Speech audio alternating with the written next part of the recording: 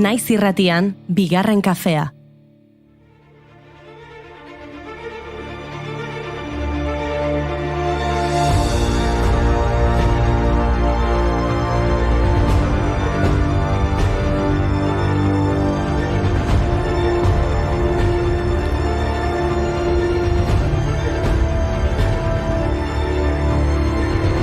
Arratsaldeon guztioi, atzera kontaketa hasi da gaur ekainak 22 ditu eta denboraldia amaitzear da bigarren kafean. Bueno, bino, haindik aste artea da. Guazen gorko saioaz gozatzea. Urteko egunik luzena aprobetxatu altzen duten. Badakizu, ekainaren 21 udako solstizioaren egunean gaurik laburrena izaten dugula.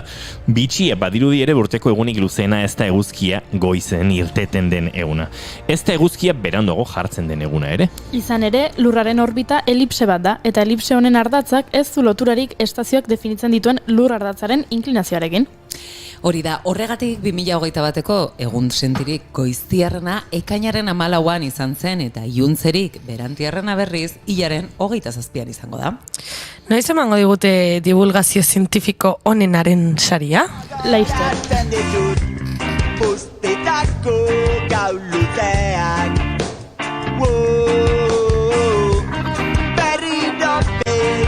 Hene zientzialari eta ikerlari kutxunok ez didazu esan, atzoko eguna ospatu altzen duten.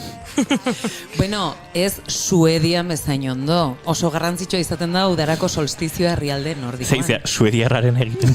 Bai! A tope! Eta nola ospatzen dute ban? Begira, oso ederra da, oso inspiratzailea. Itxura falikoa duen zuhaitz baten inguruan dantza egiten dute, eta sardintzar eta vodka ugari hartzen dute. Hori erromantikoa den edo ez, zuek jakingo duzuen. Esango nuke, ez dakit nik sardintzarrak jan eta bozka edan osteko kiratxa oso erromantikoa den edo ez? Suediarrentzat, badirudi baiez, Jan Ogvin Zuan, etnologo eta idazle suediarraren arabera, bai, ni suediarrez hitz egiten dut. Haurdunaldiak 125 azten dira egun honen ostean, horregatik Suediako urtebetetze egunik ohikoena martxoaren 22 da. Solstizio honetatik 9 hilabetera. Hoi bai ospakizuna, udaran odola beti bero. Bai, baina higine pixkat, sardintzar jatearen hori zagiduanik. Déjalo ya, a quien quieres engañar, porque va a suceder.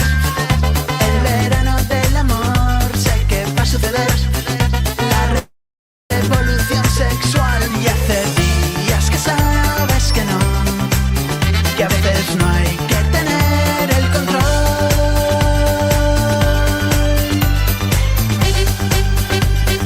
Well, are you ready to go?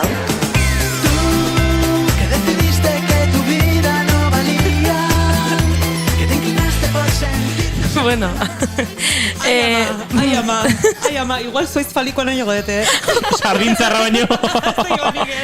ai ama, ze pasatzen da hemen, bueno, a ber, 9 hilabete barru aipatuko ditugu, martxoan jaiotakoak. Orain, ekainaren 22an jaiotakoak aipatzea egokitzen zaigu. Gaurko egunez jaio zen Paul Urquijo, arabar gidoilari eta zinema gilea 2017an Errementari bere estreineko film luzea aurkeztu zuen Sitgesgo fantasiazgo zinemaldian. Errementari lehen karlista aldiaren garaiko Arabako herrixka batean girotuta dago, eta Arabako euskalkian grabatu zuten Koldo Zuazo hizkuntzalariaren laguntzaz. Zinema aipatu duzu, beraz nik horrekin jarraituko dut. Gaurko egunez jaio zen Meryl Streep. Izandia den Meryl. Izarrandia, 3 irabazi du Oscar saria eta izendapenen errekorra dauka 21 eskuratu baititu. Hori guztia dela eta bere belaunaldiko aktore onena dela diote askok. Eta 2008an Donostia saria jaso zuen. Manhattan, Sophie's Choice, Kramer vs. Kramer, Out of Africa, The Bridges of Madison County, 100 pelikula egin ditu. Eta udararako osa proposa den, eta nire gogokoenetakoa den, Mamma Mia pelikulan ere agertzen da. Mamma mia, here I go again. My, how can I resist ya? Mamma mia, does it show again? My, just how much I missed ya. Yes, I've been broken hearted. Kontati guztuko, Juri. Mamma Mia. Zer zinen iten? Mamma Mia jaten. Mamma mia, Oskailuan da, bai, jateko dispuesto. seco dispuesto. Wow. Ai, ondo. Bai. Oiuri zure txando da, gidoian. Bai, zu. Oiuri jartzen du. Bai, zuzara. Ni kafea prestatzen noa, jarraitzen zen igabe. Ba, begira, Merilek August pelikulan Julia Robertsekin lan egin zuen. Haze bi aktore puska, ze biak dira Oscar saridunak. Robertsek Oscar saria jaso zuen Erin Brockovichen papera egiteagatik 2001ko filmean. Ba, gaurko egunez jaio zen pelikula horretako protagonista, Erin Brockovich berbera. Estatu Batuar legelari eta ingurumen ekintzailea izan zen. Eta 1993an Kaliforniako Pacific Gas and Electric Company enpresaren aurkako auzi arrakastatsuaren eragilea izan zen.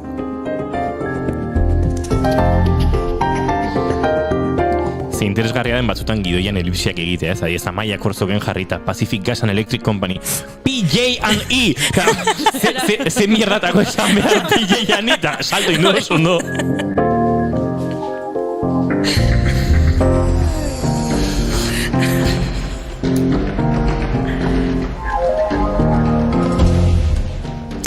Ba, gaurko egunez hil zen Frances Ethel Gum, edo Gam. Jody Garlanen izezenez ez ezaguna izan zen aktore eta abeslari Estatu Batuarra. Bere familiarengatik heldu zitzaion zinema eta musikarenganako interesa. Gurasoak bodebileak ziren, disiplina askotarikoak jasotzen dituen ikuskizun emaileak. Grand Rapidsen, Michiganen, zinema aretoa zuzendu zuten eta bertan familia osoak egiten zituen ikuskizunak eskaintzen zituzten. Judy izan zen ordea itzal handiagoa lortu zuen Garlantarra, izan ere gaur egun hainbat lan egin dira bere bizitzaren inguruan eta berak egindako lan ospetsuenen artean The Wizard of Oz dago, Judy Garlanek Dorothy Galen papera egin zuena. The Wizard of Oz.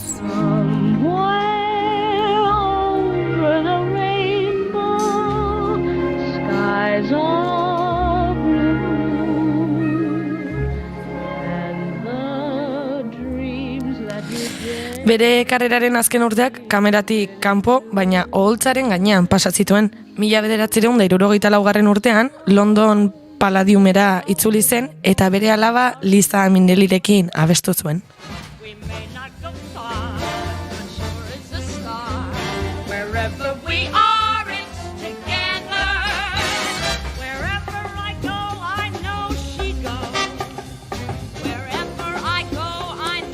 Ei. Eta gaur, ekainak 22, baso tropikalen nazioarteko eguna da. Ingurumenerako nazio batuen programak, munduko kontserbazio erakundeak eta hezkuntza zientzia eta kulturarako nazio batuen erakundeak aldarrikatu zuten 1989an. Baso tropikalak funtsezko ekosistemak dira planetaren bizitzarako eta atmosferako karbono dioksidoa xurgatzen laguntzen dute. Beraz, garrantzi handia dute ingurumena kontserbatzeko lanetan. Hala ere, baso hauek arriskuan daude, mehatxu larria jasaten baitituzte. Urtero 10 milioi hektarea baso galtzen ditugu eta hori kezkagarria da oso. Begiak izan baditut, baso tropikal baten nagoela imaginatu dezaket. Ui ba!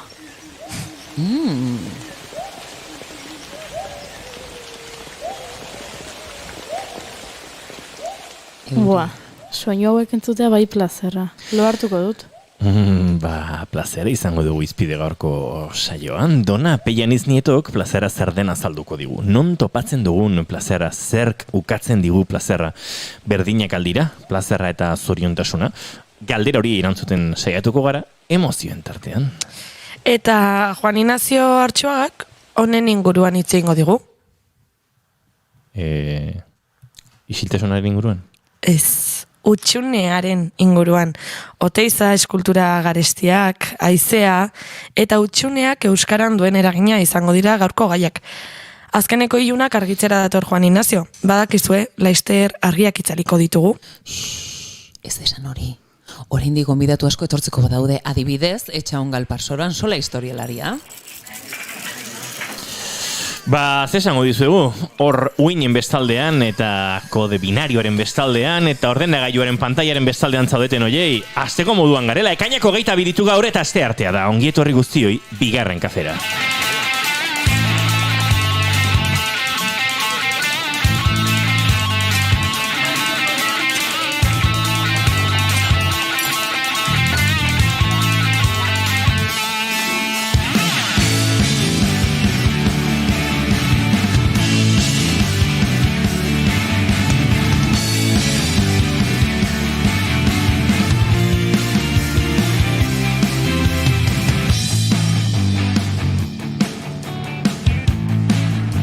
zuekin gaur ekainako 22 gurekin dantza egin ez duen, barkamenik merezi ez duen emakumea. Goiuri ez eizarandia! Banoa!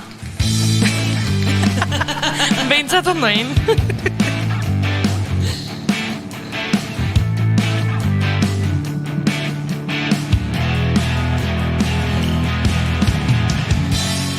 Dantza egin dute, eta ondo gainera, gaur zapia estarrian jarrita, ondo estarria zaintzeko. Zetazkoa da? Ezakit. Diote zetazko zapiek estarria hobeto sendatzen dutela. Amaia Resende, egiloz! Kaixo. Eta zapirik ez, baina hortxe, kolganteak, musukoa zintzilika, nik aspaldi ikusi ez dudala horrela, ez dakit bere lukean aldaketak eta guzti dakartzan Goierriko izarra. Maitena Salinas Beizegi, arratsaldean! Arratsaldeon Euskal Herria! Daizketan ari zaizu, mamarratxo hau ino bide gaur ekainak 22 ditu. Arratsaldeak 9:11 minutu. Bigarren kafeak 229 garrena, eta gu hementxe 4 eta dagoeneko iruditan ikusezak ezuen 5 ere prestuekin gozatzeko. Ongi etorri, bigarren kafera.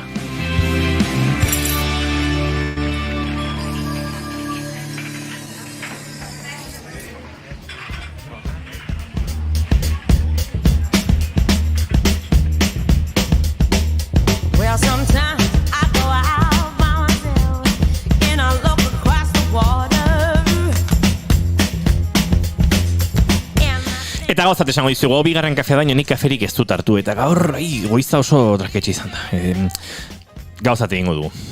Mikroak goren daude, nik kafe prestatzera noa, hasi maite dutekin, eta horrein txegator. Dino bueno! Baina ez dituzu behar bezala aitxuko? Aizu. Bueno. Lotxaga... Oso ondo entzute zaituzten. Lotxaga bea. Bueno, balor hasiko da. Zuzeu. Ez. Zuzeu, Amaia. No. Bai. Ez, venga, bai, badakat prestatuta. Eseri naizenetik, badakat prestatuta. Nik maite dut, jatorrietara itzultzea, eta gaur metakrilatoaren beste... Bai, nire igual gelditu naiz. Metakrilatoaren beste aldean nago eserita, eta hemen hasi nik nire bigarren kafeko esperientzia hau, eta gustatzen zait berriro ere hemen egotea, naiz eta gehiago dakidan gaur egun, eta uste asko ikasi detela, eta asko hobetu detela, esango nuke. Bai. Baina bai, maite dut hemen egotean ere lehenoko txokoan. Zer polita. Since I come home, well my body's been a mess, and I miss your tender hair, and the way you like to dress. Maitena. Ni. Ados. Zergatik errepikatzen dugu hainbeste, hitz bakoitza. Gaur horrela gaude, gaur egun hori daukagu. Hau da, Ez daukagu. Benetako gauzak errepikatu egin behar dira. Dira. Zer da, soineko berria da, bai, larruzkoa da. Larruzkoa. Benetakoa dena, Bai. behin baino gehiagotan esan Bai. dugu. Esan behar dizuet. Gaur, azkeneko eguna da, bigarren kafean ni egongo naizela hemen, eta eskerrak eman nahi nizkizuen, Goiuri, Iñigori, handagoela kafea egiten, Amaiari, Donari ere. Azken, familia bat ere osatzen dalako, ez? Astero etortzen naiz, beti egunak denetarik izaten ditugu, eta beti ere goxotasuna eta plazerra da zuenean egotea, eta hemen egotea nerea baita sentitzen dute, pixkat, tokia hau beraz, mila esker, bigarren kafeko parte egiteagatik, benetan, bihotzez. Why don't you come over, Valerie?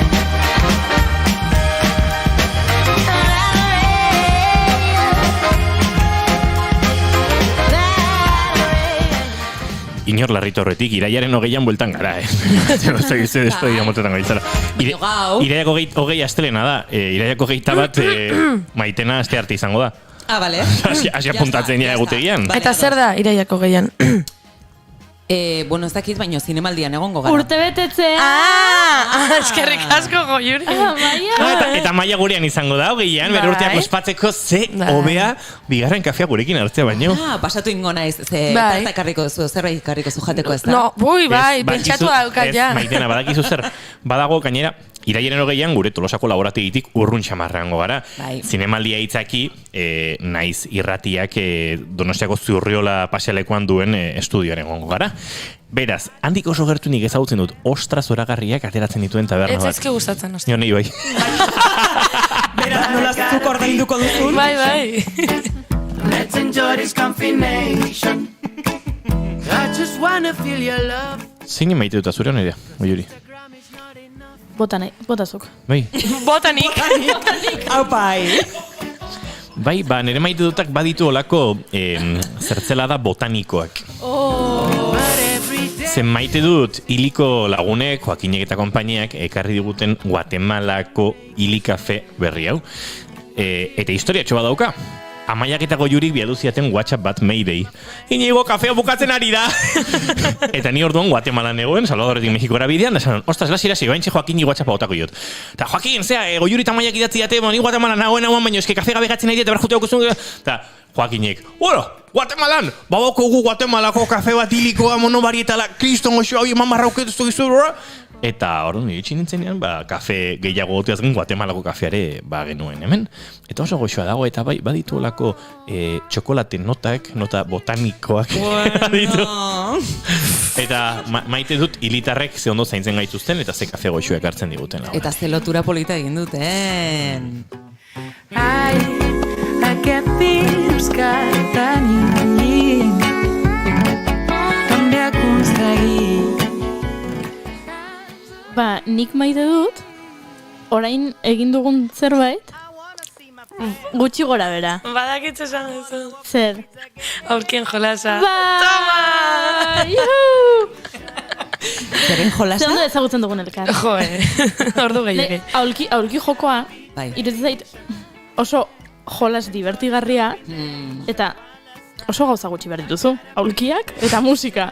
Baina besterik ez, eta hemen, irratitik entzuten ari direnak, etzian hartuko, baina guk egin dugu pixka bat aulki jolasa. Bai. Mugitu naiz, eta inigo nire lekuan eseri da, eta nik lekuak kendu diot, eta hueltak ibili gara, baleri entzuten eginen bitarten, izan da pixka bat aulki jokoa. Pixka ez ortodoxoa, baina aulki jokoa. Eta nik aulki joko asko maite dut, eta maite ditut, goizeko lauetan, aulki jokoa antolatzen duten, herrietako festak. Ze herri batzuetan, festetan egiten dute. Goizeko 3ak eta aulki jokoa eta programan sartzen dute. Hala, hori Herri horiek ez maite ditut. nekien. Bai. Ez ditut topatu, herrin bat bota. Baten bat horla, auki jokoa egiten duena goizeko 3etan lauetan. Berastegi. Berastegi? Eski, Gora berastegi. zema maite duen beraztegi, tio. Aupa berastegi. Zure maite dutak baditu maite dut lotuak, ze Jon Lizek esan digu maite dut elkarren artean daukazuen sinkronia. Denik ze sinkronia horrek bazuela hemen ibili den auki jolas honekin lotura. Goiuri, antzuela maite duzu, eta etzenekien. Egia da. These days I seem to think a lot about the thing. Dona Peianiz Nieto, arratsaldeon. Dona da hemen flipatzen. Entzulea pentsatuko du baina flipatzen, zeratik ez da lehenengo aldia etortzen dala, ez da lehenengo aldia erotu xamar ikusten gaitu, baina gaur igual bereziki erotu da ikusi gaitu, eta esan dugu hauek Aztoratuta gabiltza. Kriston giroa dago hemen. Bai. plazerretik ari gara. Kristona, Oso plazerretik. asko goxatzen nahi naiz nire. And I had a lover. Jackson Brownek kantatzen zuen, eta kantatzen dut these days, eta, bueno, guk ere horrelako egunak maite ditugu. Zein da zure maite dut, Adona? Aprobetxatuko dut eta lotuko dut gertatzen nahi denaz. Negon pentsatzen, bi artiko 28ra oportxo batzuk hartuko ditut, eta orduan aste hontan da aurrekoan eukidet nahiko lankarga hundia, ez? Pixkate oportxo batzuk hartzeko, arna sartzeko, dena pilatu behar dut, ez? Eta gaur nentorren, gauza pila gertatu zaizkit, gaur ratzue, orduan gaur nentorren, pixkate, buruarekin nahiko saturatu eta etorri nahi zonea, eta batean izan da, ostras, arnasa. Arnasa, parra, jendea, konpartitzea, eta orduan, asko maite dut. Gertatzen nahi den hau, eta tartetxo hau ere bai.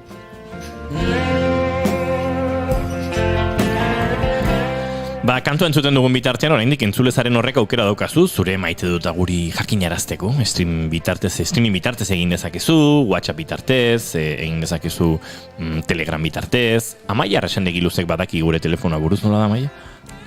Nino lan aitea. 6-8-8-7-2-5-4-4 telefonoan zuen mezuak ere jaso ditzakegu eta noski gustora kontatuko dugu maite duzuena. Eta segituan Dona Peianiz Nitorekin murgildu behar dugu plazerrene giroan. One of these days,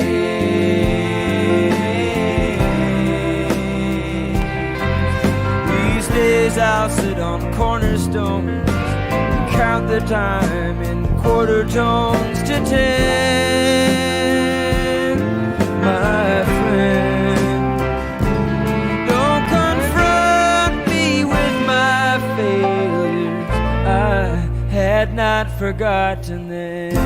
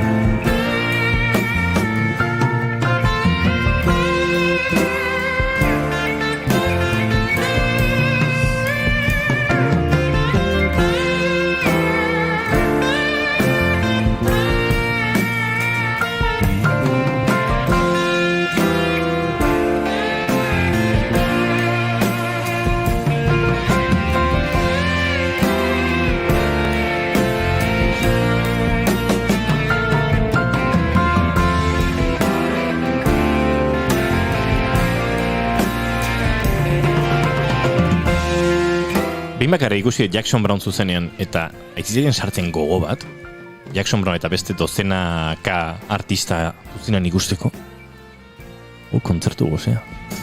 Badatoz. Torriko dia.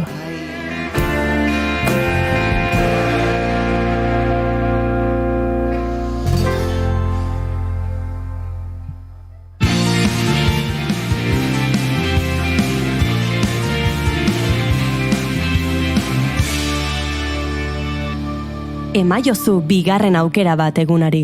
Naiz irratian, bigarren kafea.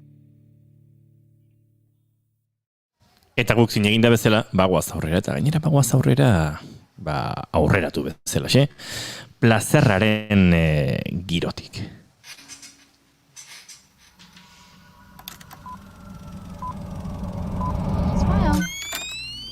What makes you feel good? What makes you angry inside? Why don't you love me? Dona Peianiz Nietorekin, plazerren giroa murgildu behar dugu, baina uste dut abiatu horretik Donak horrela galdera ugari dauzkala horretik. Plazerra kokatze aldera edo, ez dakit, kontzeptuak argitu behar ditugun, Dona, edo garbi dauden, edo nola egingo dugun. Ez dakit. Bastu esango duzu zuzia, jefa. Argi dauzko kontzeptuak ez, bai? Ez dakit. Nei uste beti nahaztuta gaudela. Hori da gure gakoa. Ez zaita oso horki gelditu zein da zure galdera. Aber, galdera asko dauzkazun, plazerrei buruz hitz egiten hasi aurretik. Aurretik? Bueno, bota ditugu bi galdera, ez? Hola jendearen artean. Bat da, zer da plazerra norberarentzat, ez? Eta, bueno, pues hori uste nahi bakizu asko gustatzen zaidala jendearen erantzunekin hastea eta bitartean ere sartzea. Eta bai gustatuko litzaidake horrekin hastea. Gero nik gero ja kontatuko dugu jendearentzat zer da plazerra, udara honetan plazerra zehatzeko, zuek ere kontatuko dizu eta gero nik ekarri ditut. Eske justo gaur Instagramean nengoen kuskuxatzen hola pixkat batzutan, ez dakit, noiz gertatu zaizuen hola hasi eta ezin bukatu horietako bat. Inoiz, ez. Batean topatuet pixkat udaran plazerra sentitzeko edo plazerra ematen diguten ekintza batzuk eta izan da, bueno, pues ekarreko ditut gurera. Bai. Orduan, nahi badezue hasten gara jendeak ez dakit plazertzat hartzen duen hoiekin. Bai. Bertze esaten dut da gero nila botako ditut neriak. Vale. Adi. Batzuk errepikatu dira, Jatea. Kroketak jatea.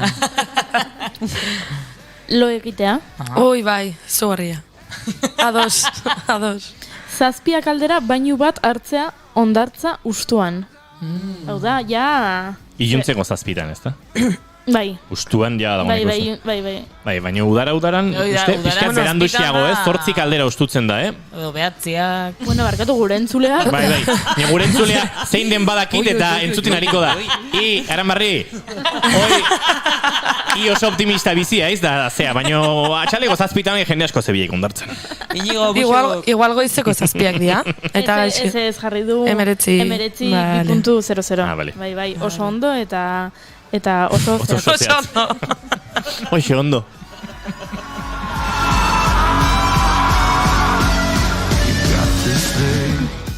Dutxa bero bat. Izozkia jatea. Mendi buelta inondoren mendiko botak kentzea. Txoixo jatea, mendi buelta baten. Tasardo boti ostutzen. Sagardo boti. Horrekin ados. Etxera iristean musukoa kentzea. Buah, total. Hau da berria, Eta leno bularretakoa zan. Oain. Besarkadak. Ai, nolako zeaten, Ai. Eta gehiago, jarraitu behar dut, eske... Bota. A ber, txoen. Idez, oien arira, batzutan, ikusti jo ja, bai, oiek bai, baino, pixkatarato junda.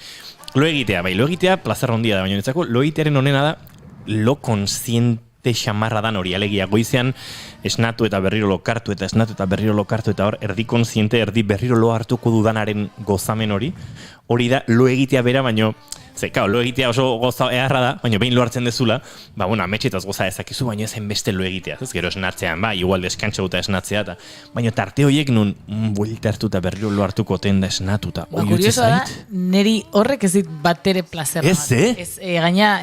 Ansidadia sortzizu? Ez dakit, baina ez de goxatzen. Ez, Ze da, venga dona esnatu, baina ez de gustora lo, da pixkat ezina sortzeit. Zuri bai amaia. Nik ez badakate zer egiteko, eta egon banaiteke orduak horrela, bueno. Baina goizean esnatu, igual alarma jo aurretik edo.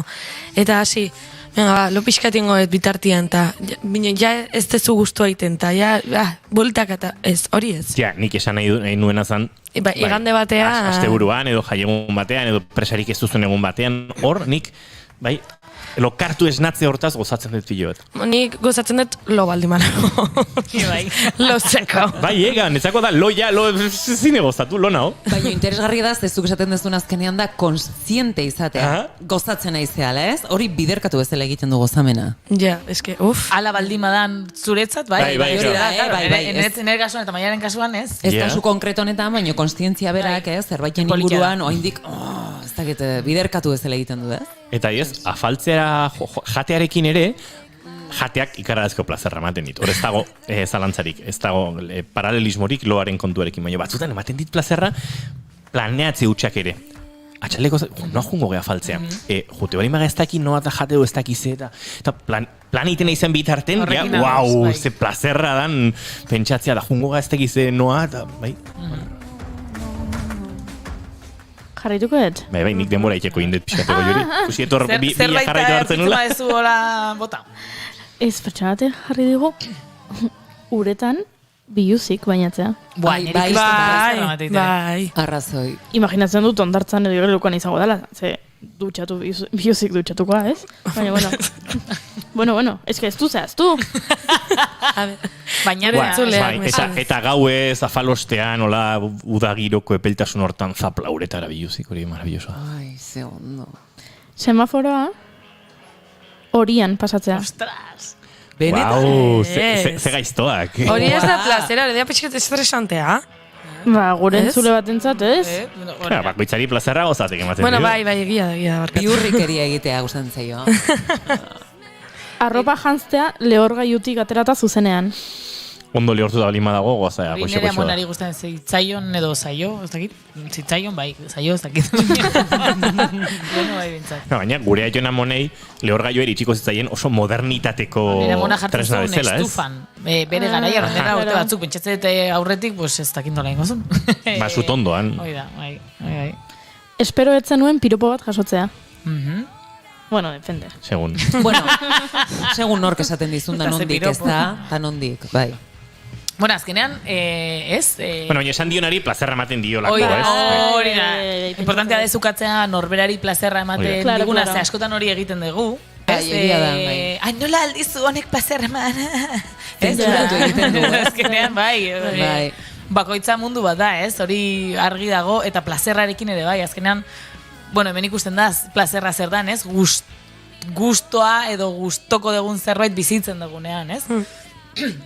Horrek plazerra sortzen du, eta horretan bakarrak gara ere bai, ez? Eta bueno, konparazioak egitea, ba, ez daka sentzua, ez? Errespetua, zaintza, beti bezala, eta oso polita da ikustea zerk ematen digu plazerra, ez? Besteari zerk ematen digu plazerra, eta ikustea zen nolako ezberdina garan, eta hori nola komplementatu dezakegun.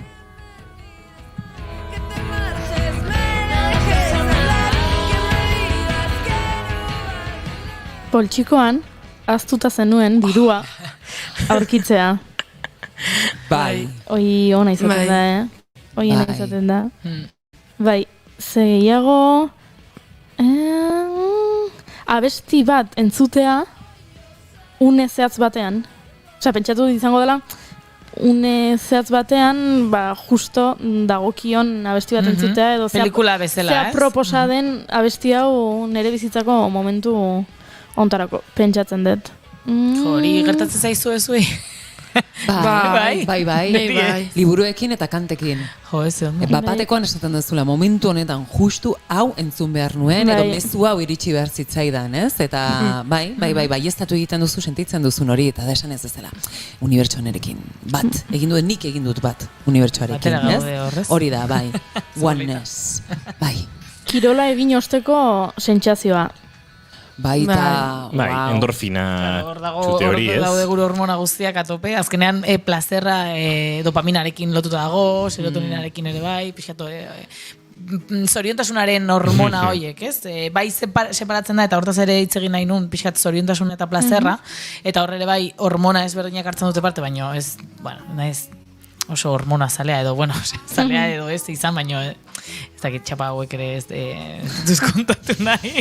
Bueno, aizu... Ze momentu izan da, dona?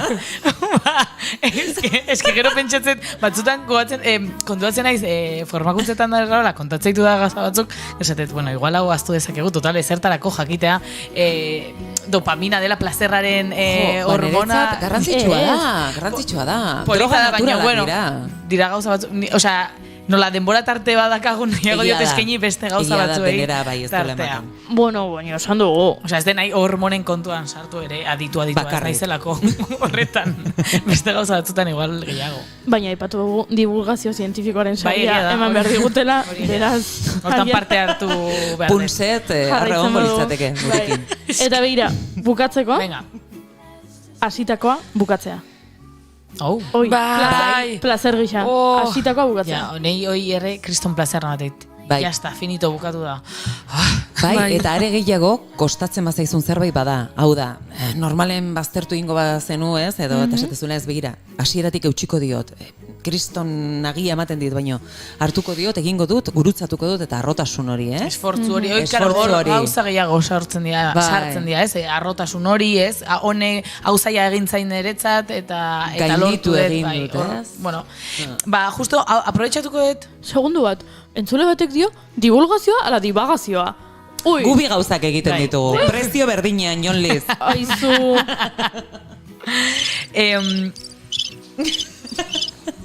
Oi?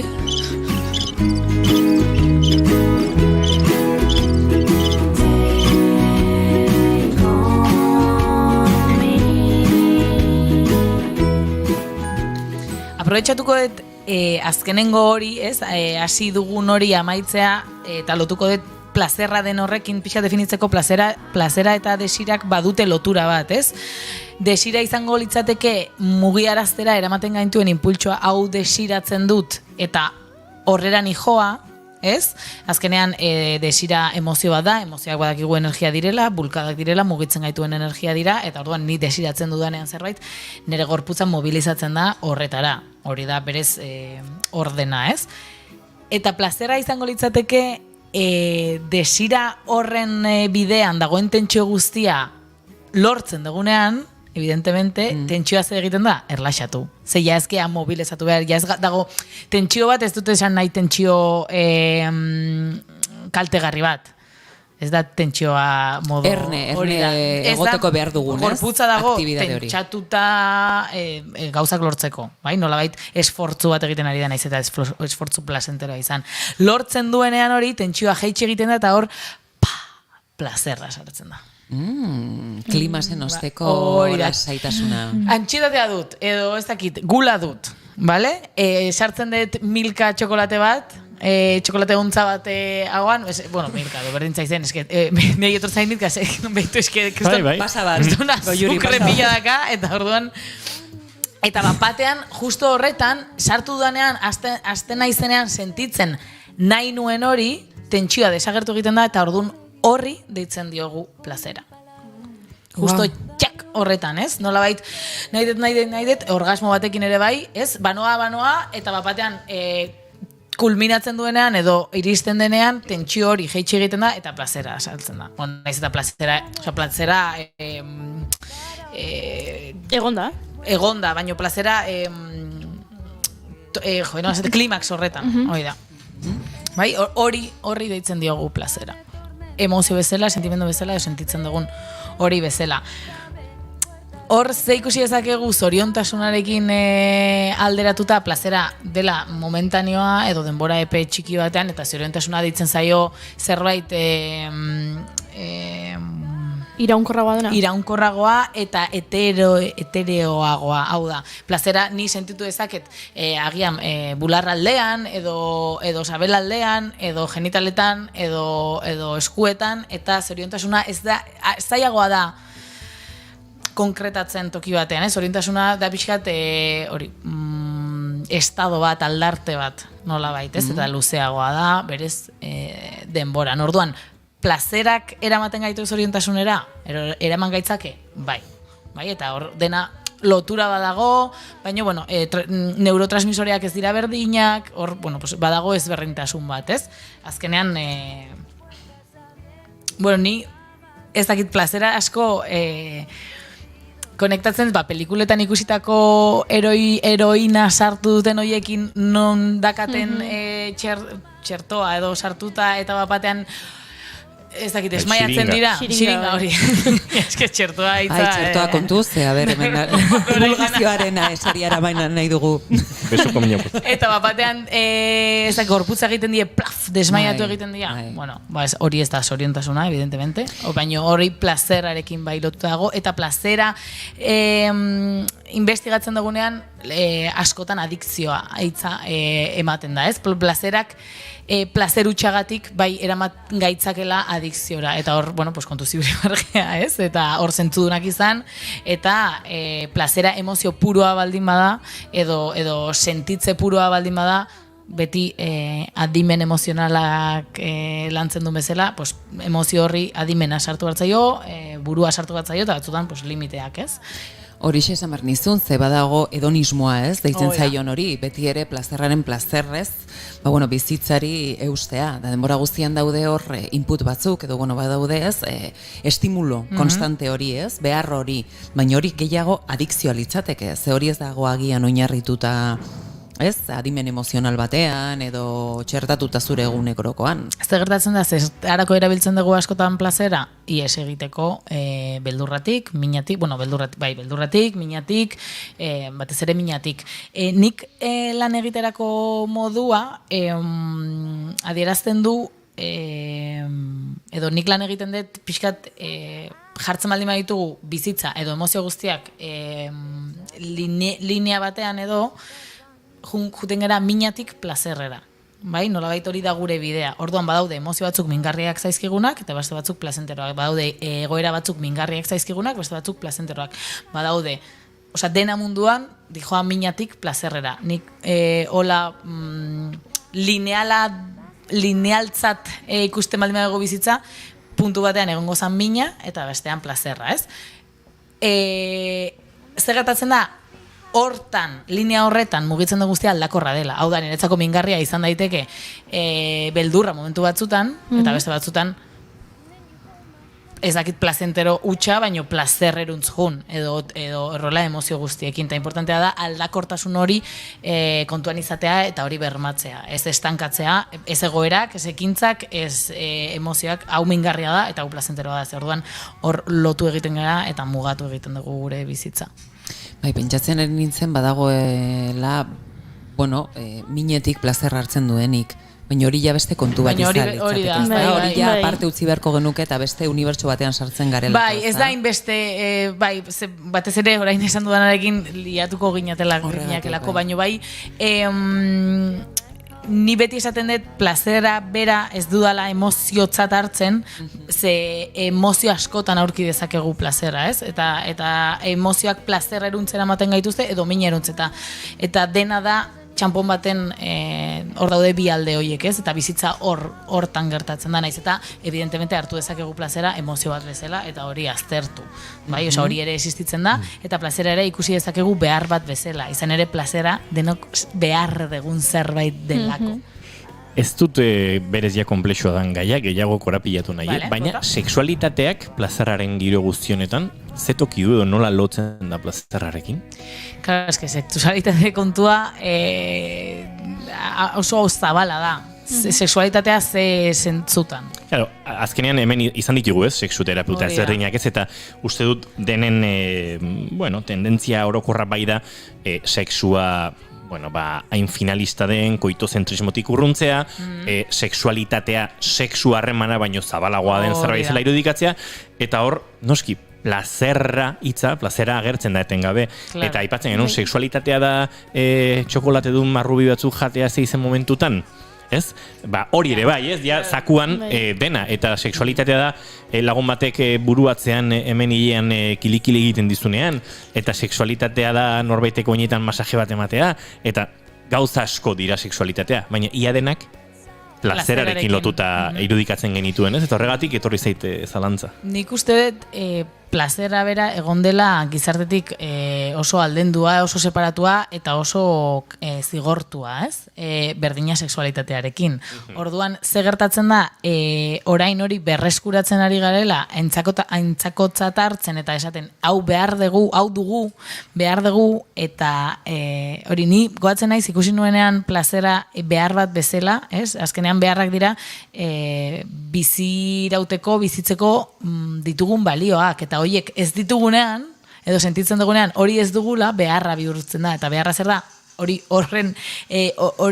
bilatze bat, ez? Plazera ez badu sentitzen, hori bilatzera jungo naiz. Nola, hor era asko daude, eta egia da, janaren bitartez, azkenean gustoko ditugun gauzen bitartez. Sexualitatea, nik esango nuke poro guztitan dagoela, ez? Bakoitzaren sexualitatea, orduan hor, ez dena izartu ere asko sexualitate kontuan, ze oso sakona da, eta hortan ere aditua ez naiz, baino lotura duela, evidentemente, nik uste dut baietz, ez? Eta lotura oso zuzena. Eta polita izango zen, agian, sexologa edo sexologo batekin ontaz hitz egitea, ez? Pixkat plazera eta honen arteko lotura, ze ni argi dut horrek lotura bat duela. Definitzen zehazki, oraintxe bertan ez nuke jakingo. Urrengo demoraldirako badaukagu ja. Plana prestatuta sexologatekin eta donarekin, hau ni buruz hitz egingo dugu. Aste arte batean, mesede. Ja behin eskatzen hasita, netzako plazerra izango data.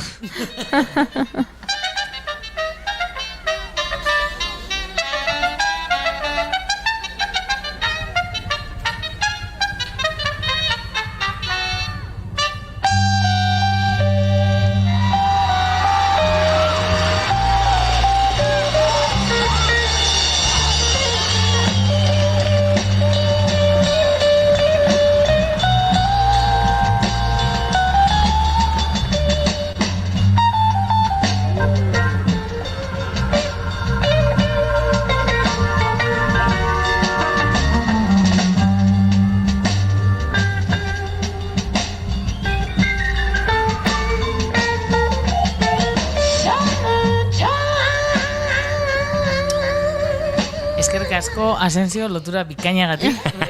Gure buruak konektatu dira hor, zen egon esaten benga, guazen hitz egitea udaraz, ze honea, osea, plazerera ekarri nauena udara izan da, gainera lagun batekin egon pixkat nire espesore mentalarekin azkenengo programak demoraldikoan, nahi dut pixkat zerbait polita, goxoa, udara, eta bapataren izan zen, plazerra. Zergatik, gaina aurten asko ikusi dut, bai bide laguntzetan, bai formakuntzetan, bai nire inguruan, bai nire bizitzan oso kargatuak egon garela. Bai, egoeragatik, denagatik, karga ezberdinak izan ditugu, eta ze gertatzen da oso kargatua gaudenean, pixu zama asko degunean, plazera gandik deskonektatu egiten garela zeharo. Eta orduan orokorrean udara bai da plazerarekin konektatzeko garaia, zergatik lan oporreta goazelako, lan karga gutxitzen delako, ez beti, zer gago jendea denboreroa dena, eta justo udaran egiten du lan, baina bueno, orokorrean esaten dut, ez? Oporretara goaz, dago leno egaina ere ikusiet astelena izan edo larun bata izan berdin du, porque plan berdinak egiten dira, osea, pixkatena malgutu egiten da, eguraldi eguzkitsua dago, behintzat hemen Euskal Herrian, edo eguzkitsuagoa, plazerarekin konektatzea errexagoa da, orduan, pues bai galetu dugu Instagramen ere bai, zer egiten dugu udaran plazerraren konektatzeko, eta nik ekarri izkizuet ere, nire gauza batzuk, eta, pues hortikan ikusi ditudan, ekintza batzuk edo, a ber ze uste duzue, hau asko gustatzen zait. Pizza familiar oso bat jan, eta operazion bikinia militarrei utzi. Humoreare plazerra emate, humoreak. Bai, mesedez. Bai, gaina udaran dakagun operazion bikini hau, bortizkeri brutala da batzutan, edo karga hundia, ez? Eta asko gustatu zait, eta parra hundia eman dit. Beste bat esaten du uretan pixe egitea. Ai... Claro, oain nork esaten duen, bai nire bai. Nei, behitu, aurrek urtean, uste lehenengo aldia zan ere bizitzan, Google ez dut kontatu behar, baina ja. Pixe egiten zenuela itxasoan. Jarri nun, uste lehenengo aldia zela neopreno bat jartzen nula. Eta, uretan ezakit ordu bat, 2 ordu pasatzen ditura, eta batean pixe egiteko gogoa. Eta udaran ez, baino bai udazken aldea, batean pixagurea eta pixa egitean neoprenoarekin batean hotza ez dakize, euria, pin, pan, eta sentitzea pixaren beroa, baina azkagarria bai, baino, nolabaiteko plazerra mantzian, bitu, esperientzia berriak. Probatu ez da zuen. Gauza esango izuet, hemen, ez dakit euskeraz nola dan el que esté libre de pecado que tire la primera piedra. Baina horrelako esari bat beharko genuke oraintxe. Bai. Zer gehiago dona? Udaran, ez dakizuei, baina batzutan enbuguzkia ematen digunean, protekzioa eta ora, erretzen gea. Orduan, azaleko gorri hori, erreta dagoen gorri hori, morenoa bilakatzen denean. Goi hori? Goi hori barkatu baino zurea, plazerra baino adikzioa da puntu hortan. Izan daiteke, Nei kriston plazerra mate ditu horrek. Saiatzen naiz ez erretzen ere azala, baino gertatzen danean, ze gaina ni hemen aurpegian asko erretzen naiz, ez eta krema eman, eta bapatean ikusten dudanean gorria, eta gorri hori moreno bilakatzen, eske asko guztatzen zait. Ni plazera hondi ematen dit after sun, baina marka horren gainera, bado ez datzuk baina usainak. Eta horrek lotzen hau gainea, hori, ondartza osteko giroarekin, ondartza osteak baditu bere gauzatxo goxoak, bai, eta after sunarekin badokat horrelako zerbait plazenteroa. Usainek eta plazera ere bai, eta sexualitatea, eta dena horrez, badute lotura hundia. Gero beste batzan, telelana egin, eta parentesi artean jartzen biluzik. Ui, ez dut probau. Ez dut probatu biluzik. Ez dut probatzen dugu eta... Segundu bate, streaming bitartez emititzen dugun programa honek beltza izango du hurrengoan, eta ahotsa bakarrik entzungo duzu. Nik ez dut probatu baino, gertatzen zait gainera, batzutan biluzik bali manago ordenagailuaren aurrean, orokorrean ez egoten, baino zerbait jazten ari naiz eta zerbait begiratu berdet, guraldia agian batzutan, ez? Ze guraldi egin berdun. Eta gertuatzen naiz, Eta biluzik nago, eta ordenako hemen daukat, eta ikustet kamara, eta esatet, ai. Eta placer puntua tematizu. Ez. Pero exhibizionismotik edo bazuela pixkat. Izan zitek. Urduri sentitzen naiz, esatetelako, nien naiz bat ere ez egit paranoika gauza hauekin, baina pentsatzen dute, ai, norbait begira gongo da. Nik kamara tapatuta dut. Nik tapatuta daukat, Nik hemen daukat begira, Hemen daukat, bez? Txak? Ja, beti pentsatzen dut, norbaitek begiratu behar balin badu. Goza bezala, gozatzeko zera topatzen badu. Hau da, Xabier Amurizari galetu zioten behin, ea zenbat iruren truke bihuztuko zen aldizkari batean. Eta bere galdera zen. Zenbat, eman behar dut. Zenbat jarri behar duten nik, zuek ni bihuzik ikusteko. Ba, hoxe. Eta azkenik niri placer handia ematen dian udaran da soineko bat jantzi, eta hori edo hori eta kuleroak eramatea. Eta ni hola bizi nahi udaran, eta niretzako hori da... Ez dakit, pentsatzearekin zuri jenariarekin gerten zaizun bezala, da, udaran niretzako hori da. Bai, ados. Bai, nire. Eta zuek ze egiten dezu hola placenteroa moduan udaran? Zer egiten dugu?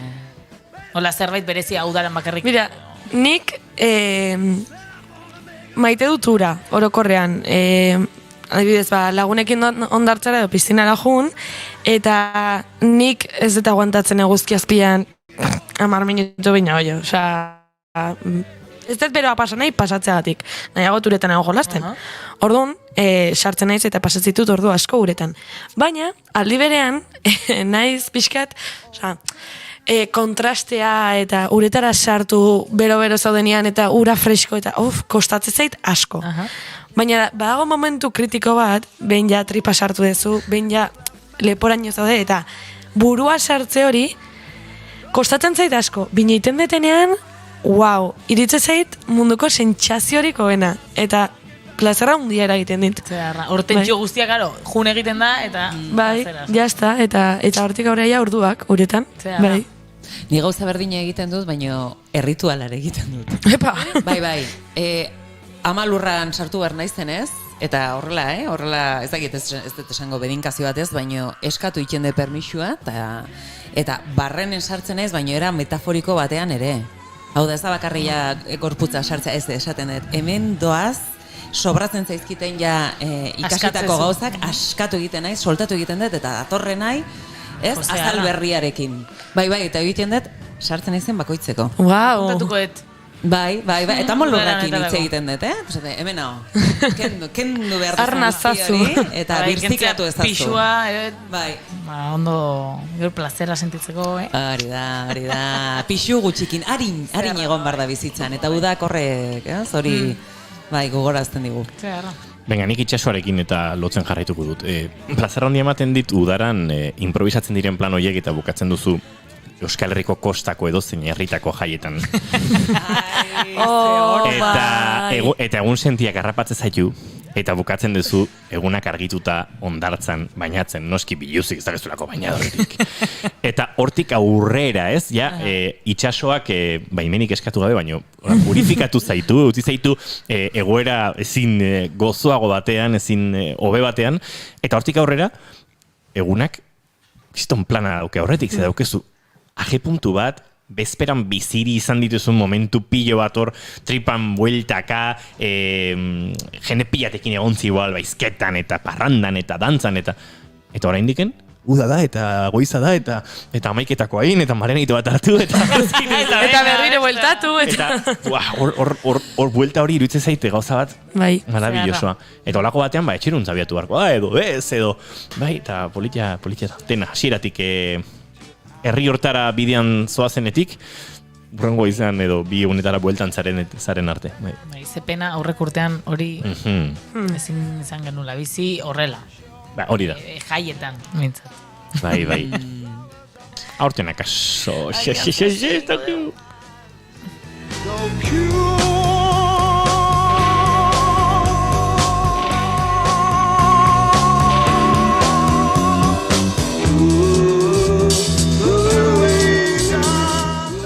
goiuri falta dela, ez? Bai, ni falta. Bueno. Eman. Nei, oain festak eta aipatu dituzula, plazer asko sentitzen dut herri txikitako festetan, adibidez, arratsaldean, ezagit, zerbait antolatu dute, eta badago herriko plazan zerbait.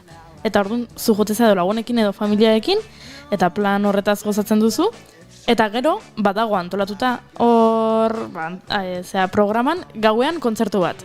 Baina, arratsaldeko adibidez, herri kirolak edo bertso saioa bukatu denetik, kontzertua hasten den arte, festak desagertu egiten dira. Ez daude festak. Momentu horietan gertatzen denak, plazerre asko ematen dit, eta batzutan da, plazak ustu egiten direla, mundu guztia joten dalako bakoitza bere etxera, bere basarrira, bere edonora, afaltzera. Eta gero, pertsona horiekin berriro topo egiten duzu, ordu batzuk geroago, plaza horretan bertan. Baina, erritual horrek, derrepente denak desagertu egiten dira, eta orokorrean jendea bueltatzen da, ez dakit. Lirainagoa. Apainduta. Eta orduan, festa giroan egon, eta festa eta motivazioa, eta errepente, denbora geldituko balitz bezala, pum, ja ez gaude festa giroan, eta gaudela sai, baino badakit, festa datorrela berriro. Zamaitu festa, Horrek, tartetxe horrek, plazer asko ematen dit. Inigok esan duenarekin lotura dauka, Lo nago, baino esnatzen naiz, eta gero berriz ere, badu hor, zerbait. Eta, beste plazer bat, udaran, maindirekin bakarrik, biluziklo egitea. Ados, horrekin. Konturatzen zarete plazeraz ari garenetik, damakigula, 40 minutu. Baiz, zaporea eta dena du, hitz egiten ari garen. Dona Peñaniz Nieto, udara bete-betean ezkara, baina udaran murgilduta gara dagoeneko. Beraz, zu datorren denbora aldirarte agortu bartzaitugu ere, gozatu, plazer asko ekarditzala uda honek, eta kontatuko ditugu. Irailean bueltan zenbat plazer elkartu zaizkigun udara. Ingo deu, kontatu bizi, kontatzeko. Eskolara bueltan bezala, ez? Nori egin duzu udaran eta kontatu beharko dugu. Dirudi ez irratsaio batean hori ezin dela kontatu, ez gauza serio eta zaritu behar dela, kontatuko dugu. Gauza serioa ere bada plazerra, Oixe, oso serio da. Mi esker dona, plazer bat? Plazerra neria. Ere bai. Izan ondo. Berdin. Aio.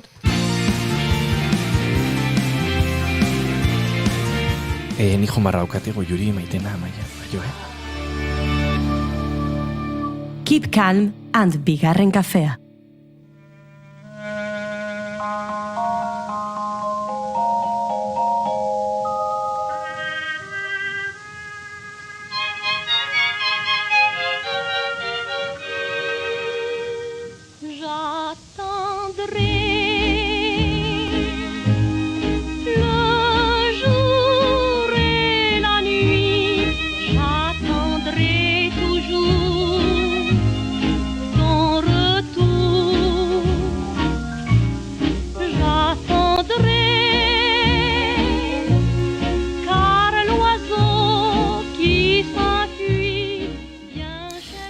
Memoria ausarta bezain aula izan daiteke. Zenbat gogoeta eta oroitzapen ahanzturak desagertarazten dituenak. Batzuetan apropos bilatutakoa minetik iesi denean, eta bestetan gure limitazio propioek eta gure garunaren mugek inposatzen digutena.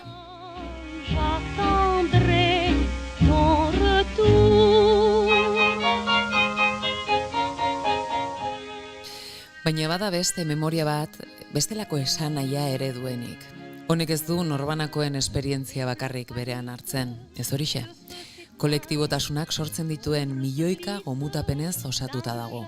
Eta belaunaldiz belaunaldi ikasitakoa eta zintzilik geratu den ere, helarazten zaie denbora kronologikoan beranduago datozenei.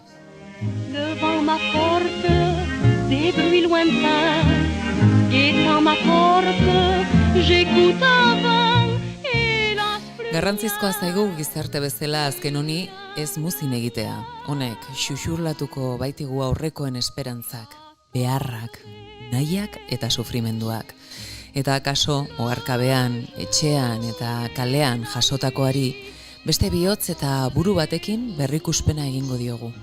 Ulergaitza zitzaigunari esanai berri bat emanez. Ez dago memoriarik gabeko istoriorik, ez da historiarik. Baina badago transmisioetenik, asko daude. Gehiegi zauriak osatu nahi baditugu. Baina beti dago norbait, nonbait, historiak pairatzen duen ahaztearen korda hori tiraka. Eta denboraren kontrako sokatira horretan, tarteka irabazten duena. Tristement dans mon cœur plus lourd. Et pourtant j'attendrai ton retour.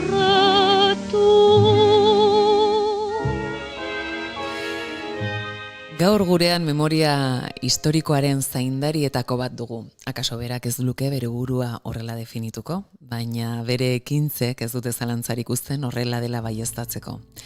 Etxaun Galparsoro Ansola Donostiarra da, historian lizentziatua da Euskal Herriko Unibertsitatean eta kultura kudeaketako masterra du Bartzelonako Unibertsitatean.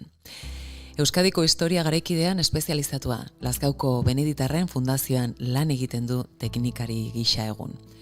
Bere zenide Marcelino Bilbaoren memoria idazteak errepublikanoek 3. Reitxeko konzentrazio esparruetara egindako deportazioa ikertzera eraman du. Eta gai hori lantzen ari da bere doktorego tesian. Arratsaldeon, Etxaun, eta ongi etorri. Arratsaldeon. Konta iguzu pixkat entzun berri dugun abesti hau, zergatik aukeratu duzun, zer esan nahi du atzean eta horrek lagunduko digu gaiari eusten. Bueno, abesti hau, Rina Keti abeslari frantziarraren Giat Andre abestia da. Eta, bueno, desamodio abesti bat dela esan dezakegu. Eta Matauseni erabat lotuta dagoen abestia da. Bertan egon ziren preso eta deportatuek, bizirik irtetea lortu zutenek, oso ongi gogoratzen dute. Zeren 1941-42 urte inguruan, Hans Bonarewitz izeneko preso batek Matausendik ihes egitea lortu zuen, eta hori izugarrizko akontezimentua izan zen presoen artean, lehenengoz preso batek ihes egitea lortu zuelako. Eta, bueno, pues horrek nolabait esperantzari atea zabaltzen zion eta norberaren imaginazioari, ez? Kontua da, SS-ek ere ihesaldiarekin gozatu egin zutela, zeren presoaren atzetik joan ziren, beraien txakur kamioi eta sailean, eta azkenean harrapatzea lortu zuten, hainbat egunetako ihesaldiaren ostean, eta Matausena ekarri zutenean izugarrizko espektakuloa montatu zuten urkatzeko asmoz, eta espektakuloaren parte zen karromato baten gainean jarri zuten, eta preso guztien aurrean pasa zuten, karroaren aurrean musika banda zijoala, eta Giat Andre abesti hau jotzen ari ziren bitartean, erakutsi zuten, harrapatu zuten presoa. Eta, Giat Andre honek letrak gutxi gora bera dio itzultzaitez maitea horrelako zerbait da. Eta, presoa harrapatu zutenean, eta gainerakoei esperantzarik etzegoela erakusteko, itzultzaitez abesti hau jarri zieten. Krudelkeria kirol eta jolas bezala ulertuta, ez? Horretara iritsi ziren ere kanpo hauetan, Matausenen bezala beste toki batzuetan. Zu historialaria zara, egia da, harritu ez gaituela harritzen, gai bat edo beste hartzeak, historiarekin zerikusia duenak, baina berezik ikusten zaitu gertutik kontu honek, lehen osan dugunaz, badagoelako zeharkan eta familia artekoen artean ere esperientzia hau zuzenean pairatu duenik. Bai, 3 osaba izan dituen deportatu da. Jan Rocher Buchenwalden egon zen, bera frantziarra zen, Xanek ez zuen kontu honi buruz hitz egin nahi, eta bueno, naiz eta berarekin hartu emana izan nuen, inoiz ez zian kontua aipatu. Gero Jose Maria Agirre Irundarra, telefonoz izan dituen berarekin pare bat elkarrizketa, eta baina batez ere, zera Marcelino Bilbao osaba, berarekin hartu eman estua eta luzaroan izan dugu hartu emana, eta bai, berarekin etxean entzun ditut deportazioari buruzko kontuak, eta niretzako ume-umetatik oso gertukoa eta etxekoa zaidan kontua da deportazioarena, bai. Bera, Marcelino Bilbao, 2014an zendu zen. Zuretzako zer suposatu du, bere hitzak jaso, ze bazegoen bere kasu konkretuan nahi hori, behar hori, plazaratzeko ez, gizarteratzeko nahi hori, nahiz eta beste Biosabak akaso sentimendu berdinez izan, askotan ez, pasatu zaigun bezala historian zeharta gizarteetan giza eskubide urraketekin hain mingarriak direnak nun estali egiten ditugun ez, baina kasu konkretu honetan bere errelatoa piztu egin duzu. Bai, bera hor egon da hitz egiteko prest, entzuten zion orori. Eta, nik bai, etxean entzun izan dut, esan duten bezala, ume-umetatik, kontu hauek, zera bazkal garaian, normala zen, kontu hauei buruz hitz egitea, eta krudelkeria guztiak era gordin eta nabarmenean kontatzea. Eta, bai, umetan nik nabari nuen Osaba hitz egiten zuenean gainerako heldu guztiak isilean entzuten ziotela. Eta, hortik hasi nintzen, eta, banekien Hitler izeneko pertsonaia oso gaizto bat bazegoela, eta, gero nerabezaroan, ni neroni hasi nintzen Maiaren bueltan bere historiak entzuten, eta, gero historia karrera hasi nuen 18 urterekin, agian baliteke bere eraginez ere historia ikasten hastea, eta historia garaikiderako lantxo bat egin behar nuen, eta berari buruz egin nuen lana, eta horrela hasi nintzen, horrela sartu nintzen sakonago bere testigantzan, eta ja pixka bat heldutasun pikin batekin edo. Testigantza guzti hauek mutu egon dira, besteak beste gizarteak berak ere atentzioa jarri ez duelako puntu honetan. Akaso, beste gauza batzuk ere bizi izan ditugu azkeneko hamarkadetan, baino hemen esan dezakegu ofizialki 253 Euskal Herritar deportatu egon zirela horrelako eremuetan, konzentrazio eremuetan, eta bertan pairatu zutela asko. Zergatik ez dakigu edo orain arte zergatik ez da plazaratu eta zein da zuk egiten ari zaren lan hori hauei nolabait ere berriro ere ahotsa emateko? Zehaztapen bat, 253 hauek ego Euskal Herritarrak dira, zeren iparraldean ere deportatu asko egon zen, baina hauek jaso zuten bere momentuan merezi zuten errekonozimendua bai herriaren gandik edo bai pentsio aldetik eta instituzionala, babes instituzionala. Aldiz ego Euskal Herritarrak ikertu gabe geratu dira eta bai 253 bat edo izan daitezke. Zuk esaten zenuen bezala, nabarmena da memorian eten bat gertatu dela gai honi dagokionean. Nik esango nuke oroar erbestea bigarren maila batean geratu dela. Eusko Jaurlaritzaren papera erbestean ezaguna da, baina milaka ego Euskal Herritarrek bigarren mundu gerran pairatu zituztenak ez. Zergatik? Arrazoi desberdina ugari daude, zalantzari gabe Frankoren diktadurapean gai kontu honi buruz ezin zela hitz egin, garrantzitsuena, eta baita deportatuak eurek askatu ondoren euren bizitzak berriro Frantzian berreraiki berri izan zituztela, eta orduan euren seme-alabak eta bilobak frantziarrak direla gehien bat gaur egun, eta asko memoriaren arloan lanean dabiltz, baina Frantzian, ez hemen.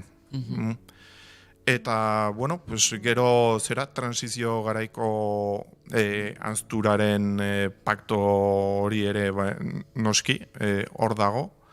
Eta, bueno, pues, Euskal Herriari dagokionean ere, bueno, pues, denok dakigu azkenengo urtetan hemen nolako gatazka bizi izan dugun, eta, bueno, pues, horrek ere, bigarren plano batean jarri izan ditu horrelako gaiak. Bueno, nik uste dut, faktore asko ezberdinak, importantzia ezberdinekoa, baina bueno, denen artean, hori, eten nabarmen hori gertatu dela, bai. Eta beharrezkoa da oso, ze azkenean guk ere erentzi gisa jasotzen ditugulako min hauek, naiz eta pertsona hauek gero, zendu edo, ez? Era konstiente edo inkonstiente batean bada ere, duela gutxi, duela 10 egun, Gipuzkoako Foru Aldundiak ekimen bat antolatu zuen, hor ezagutu genuen elkar, Etxan eta biok, eta bertan, pertsona hauen ondorengoen familiak batu ziren, eta errekonozimendu publiko bat egin zitzaien kasu honetan 80 gipuzkoarrei, ezta? Ze garrantzi du zure ustetan errekonozimendu honek bai publikotasun honetatik eginda? Erabatekoa. Adibidez, Marcelino Bilbauri buruz hizketan hasi dugu elkarrizketa, eta Marcelino Bilbao 2014an hiltzen, esan ez dugu iaia atzo, 7 urte iragan dira, eta berak izugarrizko utxunea zuen arlo hortan, esaten zuen, hemen inork etzekiela ezer, etzekien edo etzegoen interesik, edo eta inork etzuela hildakoi buruz galdetzen ez, berak zer pasa zuen, baizik eta berak buruan zeuzkan bertan geratu zirenak, ez? Bere lagunak. Kasu honetan adidez, Gipuzkoako kasuan 80 joan eta erdia bueltatu zirelako, beste asko bertan gelitu ziren. Hori da, bai. Eta, bueno, pues, berak oso larritzat zuen hori. Nola da posible, gizarteak ez gogoratzea, bai, hildako persona guzti hauek. Eta bai, seme alabentzat eta oso garrantzitsua da. Zuk uste dut lehen aipatu duzu, transmititu egiten direla minak, eta bai, nik nire esperientziatik ikusi duenagatik hori horrela da. Hau da, zure aitonaren anaia desagertu baldin bada edo hil baldin badute, normalean hori aitonak aitari pasatzen dio eta aitak bilobari. Eta bilaketa norbait bila hasten baldin bada bere aitonaren anaia demagun, bilaketa ez da amaitzen bilatu arte eta nun hiltzen eta identifikatu arte. Orduan, bai, orain lagun batzuk Gipuzkoako Aldundiak egin zuen omenaldia erabat garrantzizkoa da, abia puntu bat jartzen duelako, memoriaren eten hori, behintzet etena ja ez dago, eta abia puntu bat da, eta bai, nik uste du familiantzeko oso garrantzitsua dela, bai. Eta pauso bat, ez dut esango ez txiki ez handia, bakoitzaren arabera izango da hori eta, baino bai pauso bat, gizarteratze prozesu horretan, ez? Eta askotan giza eskubideetan justizia, erreparazioa eta egia eskatzen da. Kasu honetan justiziarik ez legoke ezin delako ja, hori erabatea konpondu, baino egia bai.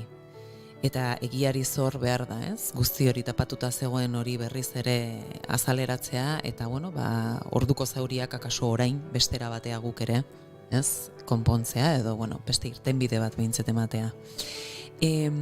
Badaude zenbait pentsamendu oker, gizarteriari garenez, eta konzentrazio eremuak denak ez ziren igualak, ez da, etxaun? Nola iristen dira pertsona hauek aruntza, hau da denetarik egongo da, era pertsonalean bakoitzak bere kasuistika izango duelako, baina nola iristen dira eremu hauetara eta ze eremu klase daude? Bai, normalean gai honi buruz hitz egiten dugunean, burura lehenengo datorkigu gasganbera. Hori da mundu guztiari datorkion lehenengo irudia. Gertatzen dena da, gasganberak 1952an asmatu zirela, eta lehenengo Hego Euskal Herritarra 1940ko abuztuan sartu zela konzentrazio zelai batean, hau da, urte terdi lehenago. Orduan beraz, hiltze prozesua ez da berbera. Orduan, jo dezagun atzera eta hasi gaitezen hasieratik eta azalduko dizuet pixka bat nola zen sistema. Deno dakigu hemen gerra zibila izan genuela, Frankok Bizkaia konkistatu zuen, jarraitu zuen Ordungo Santander gaur egun Kantabria dena, eta Asturias, eta Asturias konkistatuta gero Ipar frontea desagertu zen, eta milaka erbesteratuk Frantziara itsasoz heltzea lortu zuen, eta normalean iak gehienak Kataluniara bidali zituzten. Han bertan gerrak jarraitu zuen 1929 arte, eta 1929an gertatu zen penintsulan inoiz eman den exodorik handiena, 1,5 milioi persona Frantziara joan zenean. Ihes egin behar izan zutenean. Persona hauek, tartean milaka eta milaka Hego Euskal Herritar, konzentrazio internamendu zelaietan sartu zituzten. Internamendua da Frantziar gobernuak asmatu zuen eufemismo bat, baina konzentrazio zelaiak. Eta bertan, bizi baldintzak jasan ezinak ziren, oso gogorrak ziren, otsailean egiten duen hotzaz, nun babesteko eraikinik gabe, komunik gabe, urrik gabe, eta, Frantziar gobernuak dozena bat zelai sortu zituen, tartean Gursekoa, horre iparralden daukaguna, bertara eraman zituzten Euskal Herritar gehienak. Baina, azpimarratuko du, zelai hauek errefuxiatuak hartzeko zirela. Bizi baldintzak gogorretan, baina ez zuten inor hiltzen bertan. Hau, azpimarratzea garrantzitsua da. 1939an ikusi zuten Frantziar gobernuak ikusi zuen Bigarren Mundu Gerra bazetorrela. Ordurako Hego Euskal Herritarrek altzuenak Ameriketara alde egin zuen, altzuenak Frantzian lana topatu zuen lan eskumerke bezala, eta biderik topatu ez zutenek, borondatez edo euren borondatearen kontra, Frantziar armadan sartu zituzten, eta orduan bidali zituzten Maginot Lerrora, eta Maginot Lerroa zen Frantzia eta Alemania arteko muga zeintzeko horrelako lerro gotortu izugarria handia. Eta, 40an, maiatzan, Alemanak Frantzia konkistatu zutenean, antxe harrapatu zituzten 3 milioi presoren artean, 100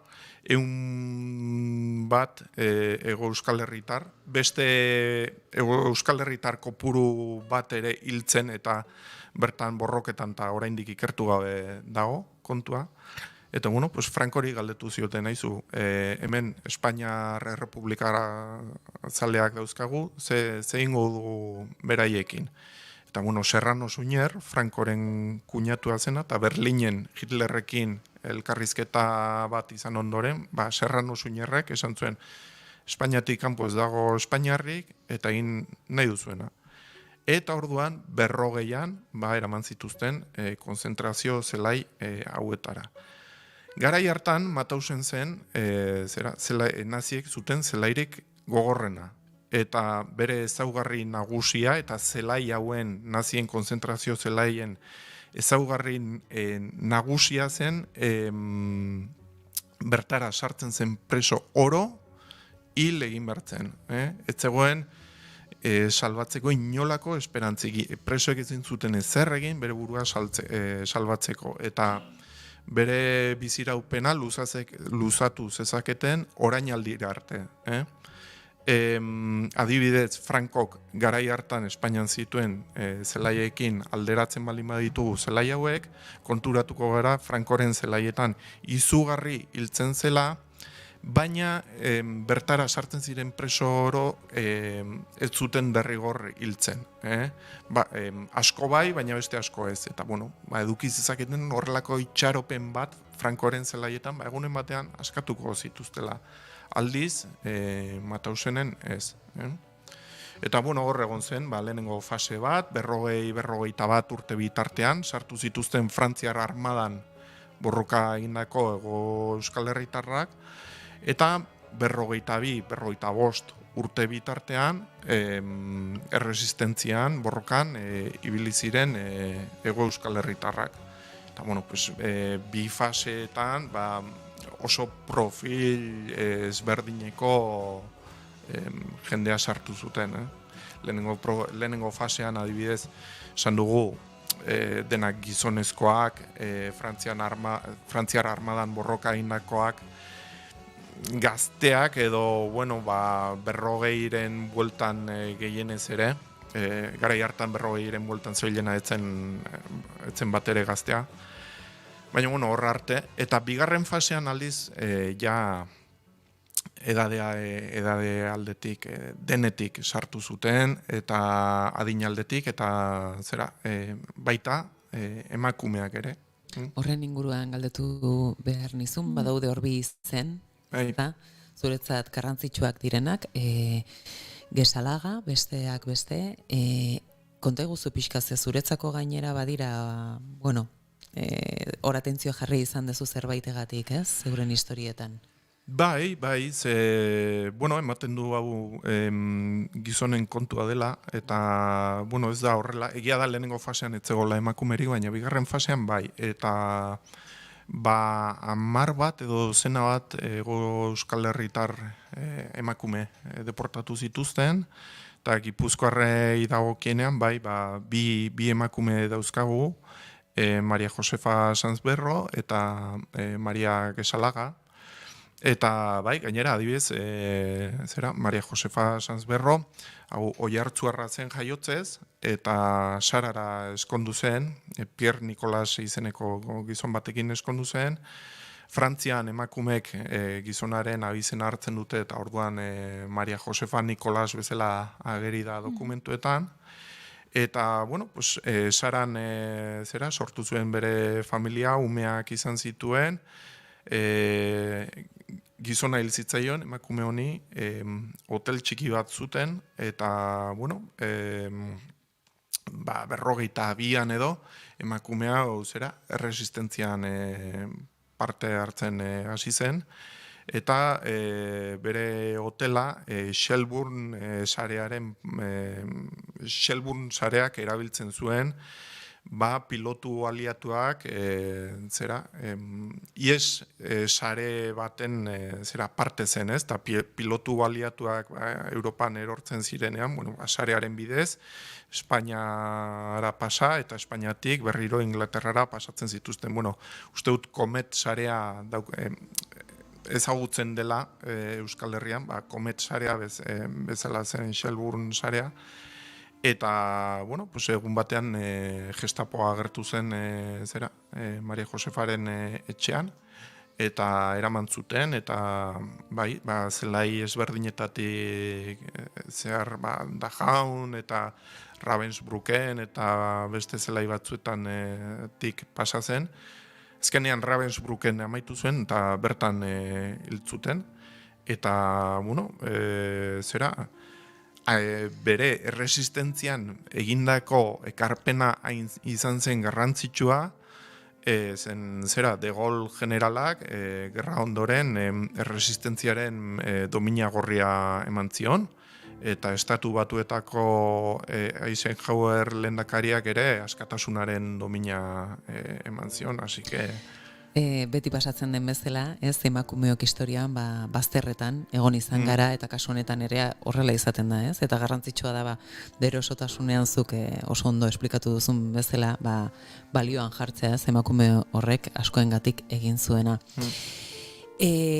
Bukatzen joateko, etxaun, aipatu behar dugu ere, badagoela gizarte zibiletik zenbait ekimen, beste errenteriako La Ilusion elkarteak aurrera eraman duen ikerketa, ez da? Izen asko bildu dituzte, familiarrekin kontaktuan jarri dira, elkarrizketak egin dituzte, zuretzako guzti hori, informazio guzti hori, zuk zure aldetik egin duzu bereiekin elkarlanean, zer suposatzen du baita, ze askotan beti gaude, instituzioek, erakundeek egin dezaten zerbaiten espero horretan, ez?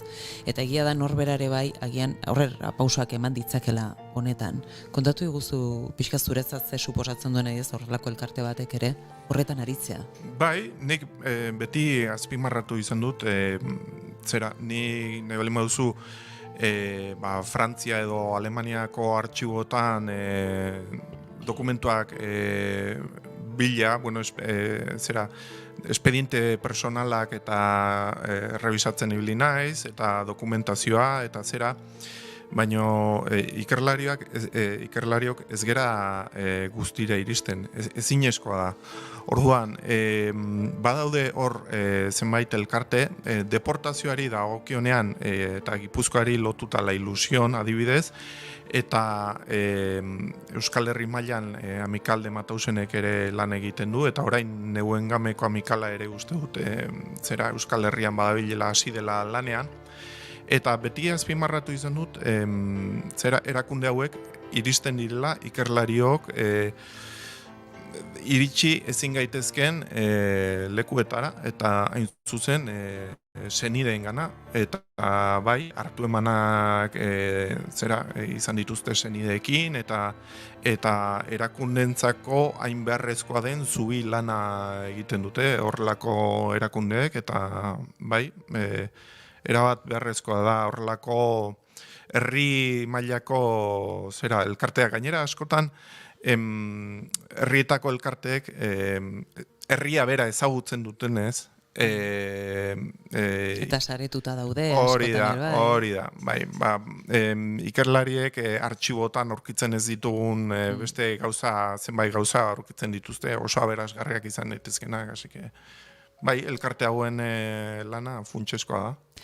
Egongo da, ja, azkenik eta bukatzeko akaso norbait entzuten ari dena, eta esango duena, niri zerbait familian zerbait pasatu zen, ez nago ziur izan zitekeen agian honekin zerikusia badu, norekin jarri daitezke harremanetan, akaso, partekatzeko informazio hori, edo nora jo dezakete? Bueno, hor instituzio mailan Gogora institutua ari da, informazioa bildu eta eskariak tramitatzen. Gero, ni adibidez maila bigarren mundu gudari lotuta eta giza eskubideen urraketak eta aztertzen nabil, eta nire gana nahi duenak jo dezake, eta lehen esandakoa, norberaren herriko elkarte memorialisten gana joatea ere ideia ona izan daiteke. Eta, azkenean etekinak ateratzen direla alegia, ez dela bakarri joan atea jo eta inorrez erantzungoz duela alegia, bezik eta badagoela bide bat egiten ari garena, ez da? Bai. Eta egiteke duguna. Bai, gainera horretarako ari gara lanean, ez? Senidentzako eta gizartearentzako azken finean, baina egia azaleratzako, eta bai, hori elkarlanean, baina ezin daitekein, así que bai. Primeran, eskerrik asko etxaun, segi horretan, tinko, eskerrik asko, denogatik ari zara eta lanean. Eta, bueno, zure inguruan edo zure osabaren inguruan gehiago jakin nahi duenak, Bilbao en Matausen liburua, hortxe du, eskura, eta bueno, mila esker eta segi tinkorretan. Vale, mila esker zuei, gonbidapenagatik. Plazerra, laizter arte. Eta guk jarraitu behar dugu ilunak argitzen. Ilunak argitzen. Hau ilunak argitzea da. Baita, hori da. Baina guk bestelako batzuk argitu behar ditugu. Nik egia da ezin dudala hemen gelditu. Baina, kotxez noala entzungo zaituzte. Bida, oso ondo. Aizu, zoragarri. Ze Juan Ignacio Artxoaga dator. Badakizu zeri buruz egin berduen? Zeren inguruan? Utxunea. Oi, dena lotuta dago orduan? Dena lotuta dago. Propiorez. Bagoaz, aurrera.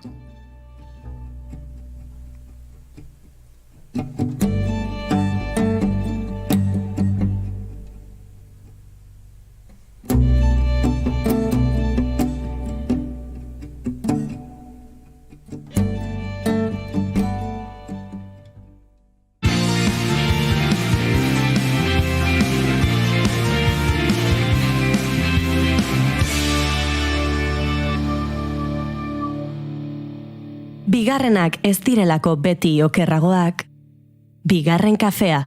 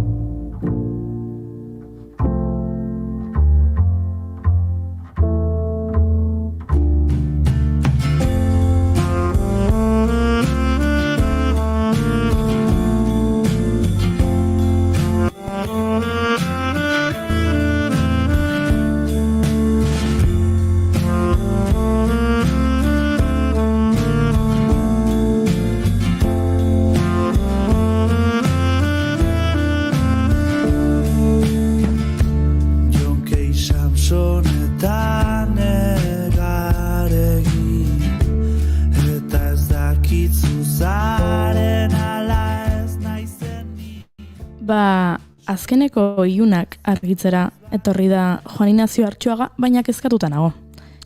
Gidoia irakurtzen hasi naiz eta ikusi dut gidoiean asko errepikatzen den hitz bat huts hitza dela edo hutsunea eta pentsatu dut gizon hau ez ote den etorriko eta isilik iratuko. Ez dut uste. Ez esango, baina ez dut uste. Hala ere nik bazpade jarri dut ibilbedi talde Nafarraren huts abestia ea honek inspiratza gaituen. Arratsaldeon, Juan Ignacio. Arratsaldeon, zuei.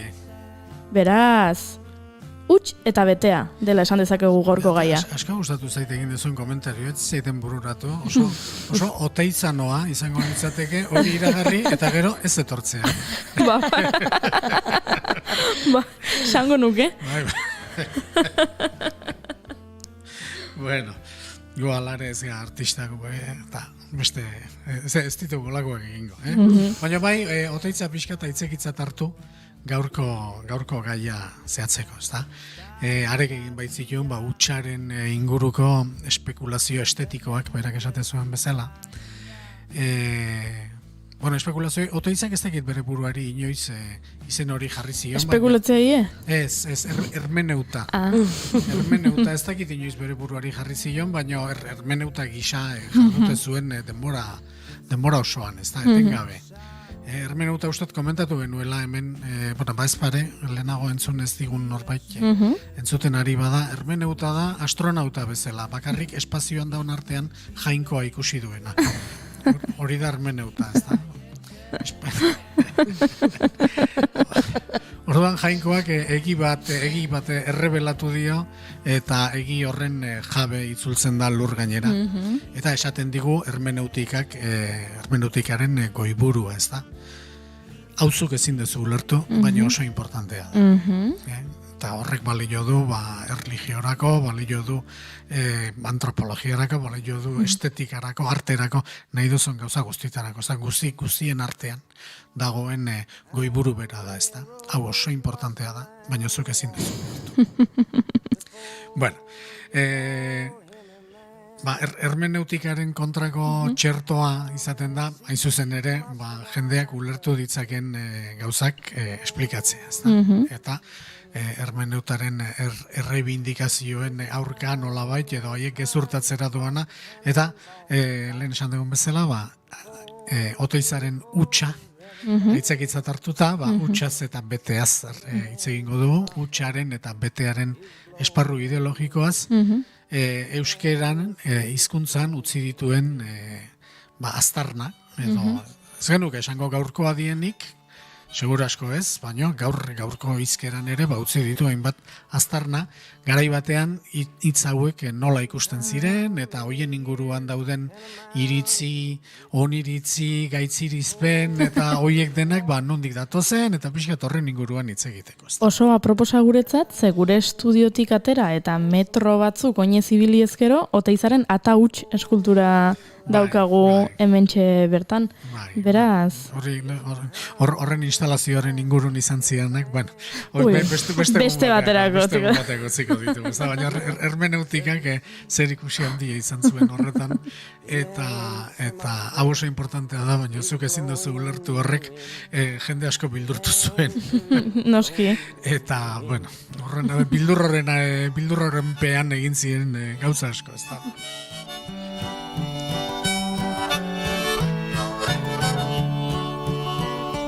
Yes, and how many times must a man look up? Bueno, hutsa eta beteak euskeran zer erakusten duen hutsa eta betearen inguruko hiztegiak, ez da? Esate baterako lehenik eta behin burura etortzen den zerbait da, nola esaten dugun norbait bete-betea ez dala. Hori ulertzen ez duenarentzat norbait bete-betea ez dala, erderaz esango genduke tornillo bat falta zaiola. Hori euskeraz esatea bete-betea ez da, edo zuloa du ganbaran, edo itxutia du ganbaran, alegia buruan zuloa du, eta ustu eginda. Ez dago bete-betea. Bueno, beraz ez da oso positibo, ez da? Hutsaren ze hori hortu. Gero segi dezakego, hartxe daukago, hutsala, huskeria, hutsegin, batek ere ez du esan nahi baikorrik, ez da? Hutsaren inguruko zeharik. Eta horri lotuta, hutsari lotuta, ideien loturak eginez, bere ala datoz, batetikan airea, haizea eta arintasuna bezalako balioak, ez da? Bueno, airea euskeraz putza, esaten da. Naiz eta askotan ohartu ez, hain esan nahi ezkor hartu duen hitzak, putza, airea azkenian, hitz neutro bat dela, jatorrian, baina gero, ikusten dugu, haren erabilpena ez da, putza, baizea, esaten dugu. Norbaitek zerbait esaten dugunean, eta gezurtatzeko, edo horrek ez dula baliorik edo esateko, ez da, zerbait balio ez dunean, putza, ez da. Zakurraren putza, nik asko txikitan, Zakurraren putza, eta beste gabe, baizea kaka bezala, eta baizea putza, eta horrek ez du ezer balio, zuk esan duzun horrek, ez da. Edo hori bezala, behiratzen baldin badugu, zerbait garrantziarik ez duela adierazteko erabiltzen ditugun hitzak, beste badugu horrek ez du zintza balio. Zintzare da, mukiak entzeko sugurretik botatzen dugun aire hori, ez da, haize hori, ez? Horrek ez du zintzari balio, edo hauntzaren gauerdiko ez dula. Ez dula, hauntzaren da gauerdikoa, baina horren despistatu egiten du pixka bat, baina azkenien balio ez duna da, ez dulare da, haizea. Haizea, airea, harina dan hutsak, horrek ez du balio, gauzak baliorik ez dutela adierazteko erabiltzen da, ez da? Bueno. Horren inguruko beste bat, hiztegian baitare, eta danok ezautzen duguna da, nola dagoen ohitura, ontzien izenak erabiltzeako, jendeari irain egiteko.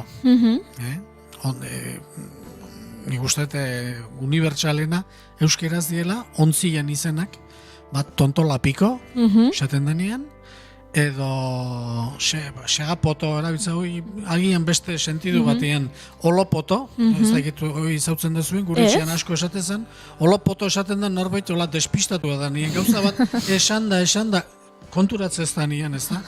Hori ez dakit, hori esatezan gure etxeko adarrean, azkoititik dator, ez dakit azkoitin oindikan hori esango zen, edo etxean sortutako hitza hotezan, baina, bueno, azkenian etxean sortutako baldin bazan ere, potoaren utxik da hon zerbaiten tradizio horretatik, ez da? Baditugu hango entzule batzuk, beraz idatzi dezatela gero olopoto erabiltzen duten edo ez. Hori nire azkoitiko birraitionak gure familia ekarritakoa da, orduan. Postuko, naiz horren inguruan zehoze jakinezkeo. Edo kaiku. Kaikulio, oike kaikuaren, baita ere, ontziaren izenetik. Beraz, utxa dagoenak ez du ez zaigu gustatzen. Zintza balio, ez du ez ere balio. Hori da berez eta, bueno, norbaitek euskal harima errebindikatu nahi baldin badu, euskal harima neolitikoa, oteizak egiten duen bezala, hortxe daukazu euskal harima neolitikoa. Horror bakui, esaten da latinez, ez dakit hori oso gazten artean oso zabaldu haute da hitz hori. Kaliko izkeran ez, Juan Inez. Horror bakui da utxaren bildurra. Eta hori esaten da, historiaren artean, arte mota batek, bastakit barrokoak edo, adorno asko jartzen ditunean.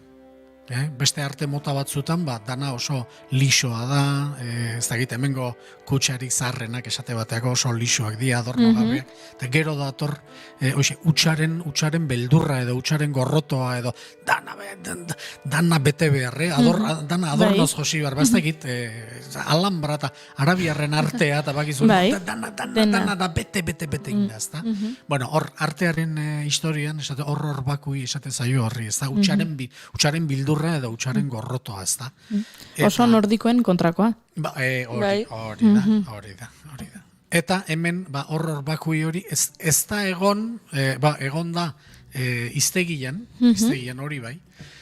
Eta pentsa daiteke, artean ez, noski, baina pentsa daiteke hori datorrela, zai utxetik, zahagi utxera, ez dakit, zaia zer dan esplikatu egin beharko da? Bai, bazpare. Zaia da gauzak integral egiten dituna. Zaia da gari alearen azala. Gero errotan iotu eta irina ateratzen da alde batetik eta zaia bestetik. Biak nasten baituzu daukazu ogi integrala. Zaia da, zai utxa da, galburuan utxa, irinik emango ez duen alea edo bikorra, ez da? Bueno, horror bakui euskaldunentzat da Xabeletik datorren horror bakui hori, ez da? Bai, goxe izatea. Gu ez dakigu goxe izatea zen, ez dakigu. Baina goxe izateak eta azkenien Xabela izan da ardatza historian zehar, bai artean, bai pentsa dezagun paleolitikoko eskultura txiki, emakume potoloen eskultura horiek, azkenien horrek agintzen du, bai gorputzaren pertzepzioan, artean, hiztegiaren moldatze ideologikoan, gauza azkenien Xabeletik atera dira. Zeren, guain dela oso gutxi arte jendea goseak bizi izan da. Orduan, ez dago hori gure testu inguruan, ez dakigu zer dan, eta ez du aintzat hartzen ere, baina hori egon datzean, ez da? Bueno, hoxe, zai utxa, zahagi utxa, utxa dagoena da gosea. Eta beraz, ez dauka, inungo harima euskaldun mitologikorik, inungo positibotasunik, inungo espekulazio estetikorik. Seguru egon gaitezken neolitikoan ez zegoela. Hori Jon 20. mendean bai, baina lehenago ez.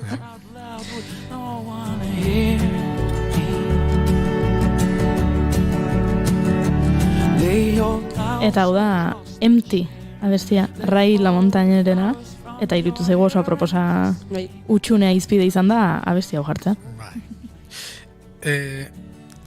Pasa, intzait lehen, hain zuzen, bueno, Utsaren inguruko espekulazio horretan, Oteiza, bere horretan gehatu zen, teorian, ez da?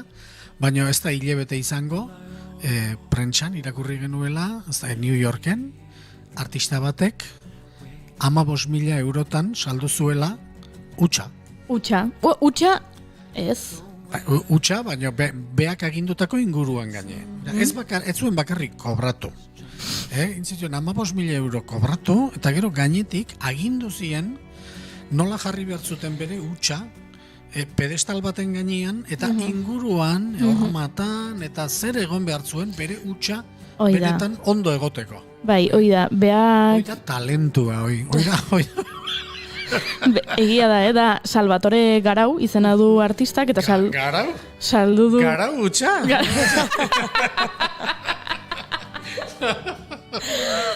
Predestinatuta, zegoen. Bai, Salvatore Garauk egin du, saldu du eskultura ikusezina. 15.000 euroren truke. Izenburua eskulturarena da Io sono, ni naiz. Utxa naiz, izango behar duen, ze utxa saldu balin badu. Eta, 15.000 euroren truke erosi dute New Yorken. Izugarria. Izugarria. Hoi bai artia, Eta gero, erosi zuenak, salatu zuen, lapurtu egin ziotela. Segurutik aurratzeko. Holako zehose izango zen, baina... Aizu, estu esuna derrean jartzen ditu segurukoak? Bai. Esan ez ez? Esan ez zula lapurtu. Lapurtu naute. Hemen ez dao. Hemen ez dao. Ez dao. Utsa eman dute. Utsa eraman dute eta boltxikok bete zaizkit. Holako zehose... Jamaika ikusteko jaiogea.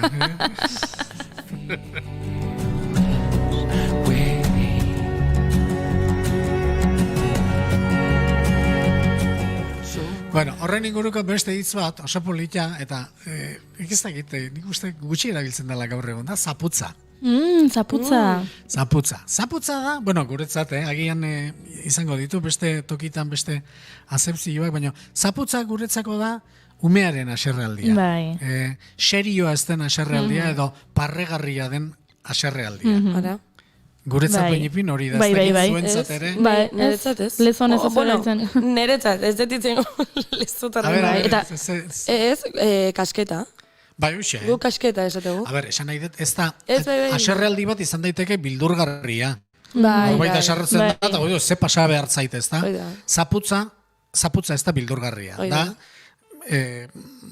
aserrealdia da, baina nolabait gutxi esten dan aserrealdia. Aserrealde hortik etzaizu, ezerreko. Bai, eta zapuztuta dago, moskeatuta bezala, ez benetan aserre ez. Muturtuta bezala, baina azkenian eraginik izan indarrik gabeko aserrealdia. Bueno, putza. Uxe dugu, baita ere, zaputza da, indarrik gabekoa. Putza eta airea, eta dan bezala indarrik gabeko, eta beraz, pixkat parregarria dana, ez? Gu bainepin, umeta, zaputzetan zeizea, eta... Bai. Bueno, beste adibide bat, ez da? Horren inguruan.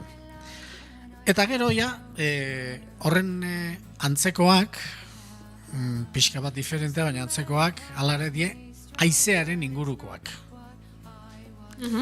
Haizea, bueno, ez da putza bezala, ez da? Haizea tarteka izan daiteke bildurgarri. Bai.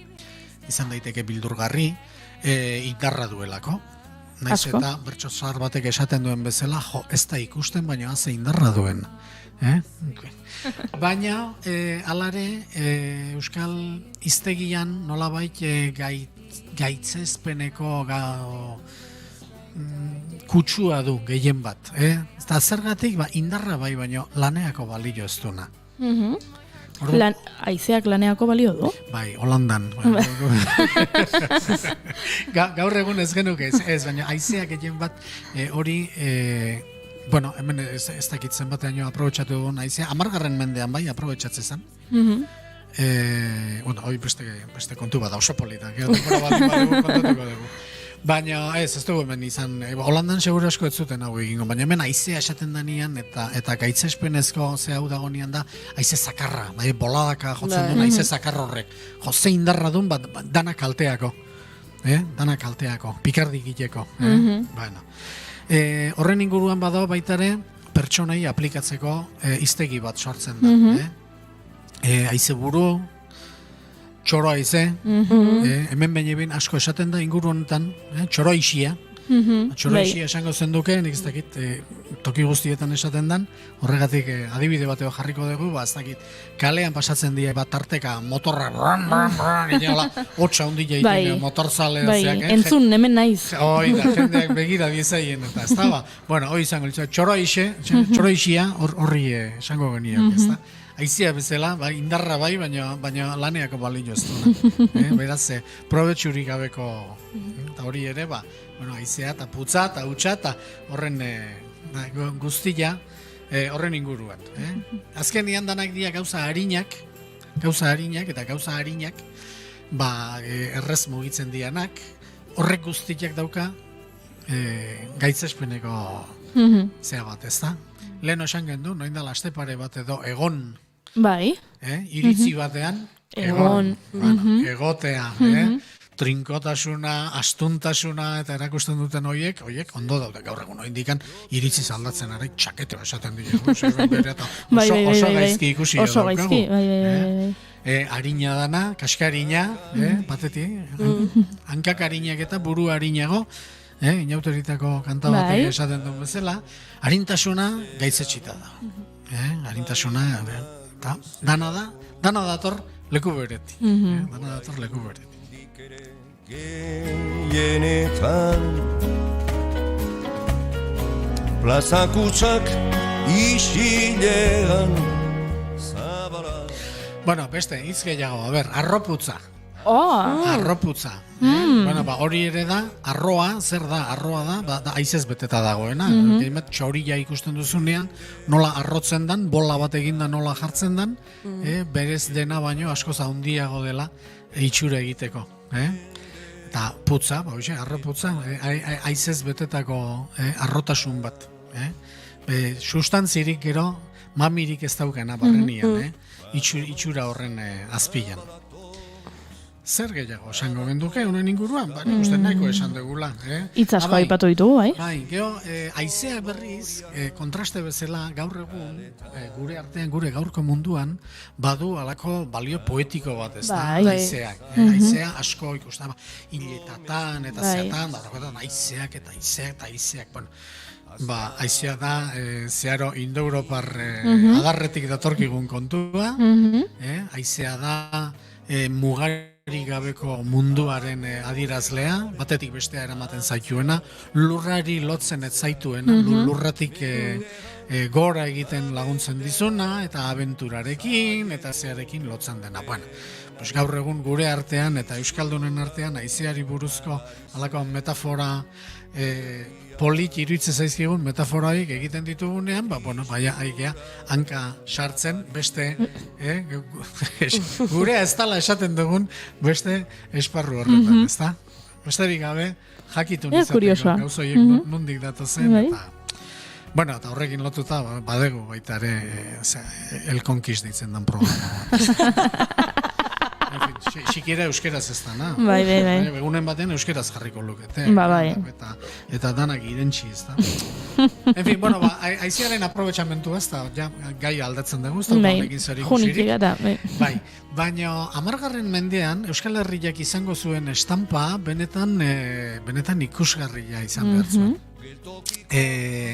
Labe garaiak eta burnigintzan, dakizue burnila egitezala 16. mendean eta gorpa daude Miranda Ola eta hori baditugu, nola egitezan uraren indarraz eta auspoak mugituz. 10. mendean, orain aurkitzen nahi dira arkeologoak menditontorretan egiten zen.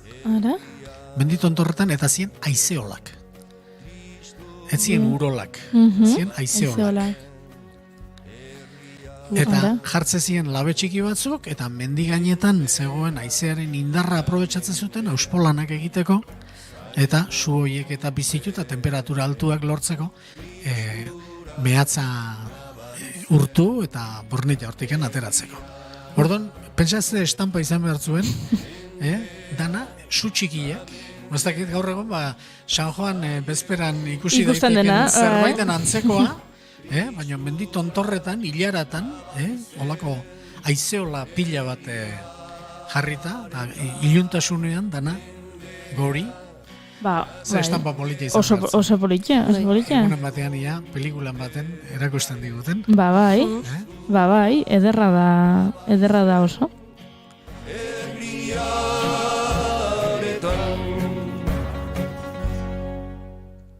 Eta Benito isildu zaigu. Eta guk amaitzen joan beharko dugu. Eta gure isilik gaur saio harina, esan dugu. Noski. Haizeak darama gure hitza. Bai, eixe. Eta iza aipatu dugunez, saioa amaitzeko untzaren abesti berria. Entzongo dugu, ze ezina proposagoa, haizeak izena du. Eta nahiko berria da, beraz. Hauxe entzungo dugu, eta Juan Inaziori agur esango diogu.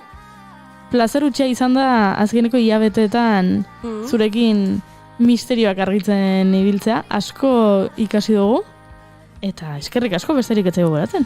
Oso, no, eskerrak zuei, euken emategatik logo kontuk zabaltzeko. Eta laizzer ikusiko dugu elkar kurtso maierako afarian. Hori.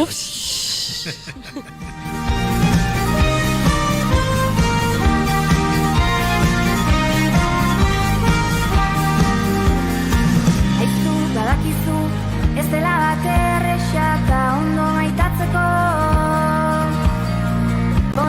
Poliki, itzuliko nahizu gana berriz asmatzeko.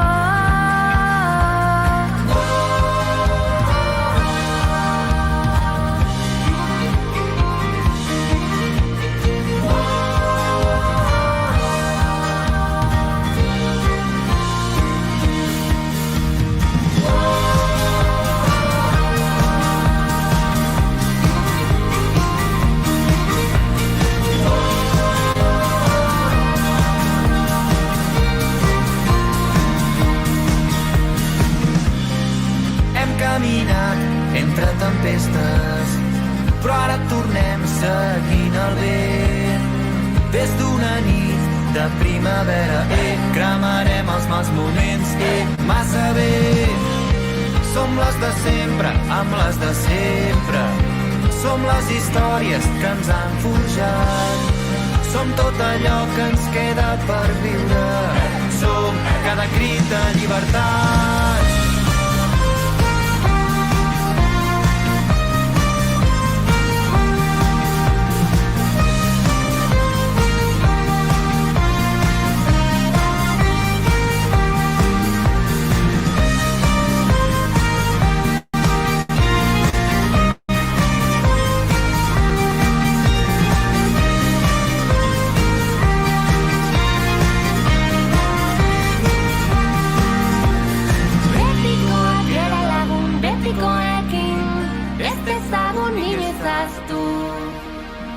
Uztaileko eguzkiak beti bezala, Griskaliko digu azala.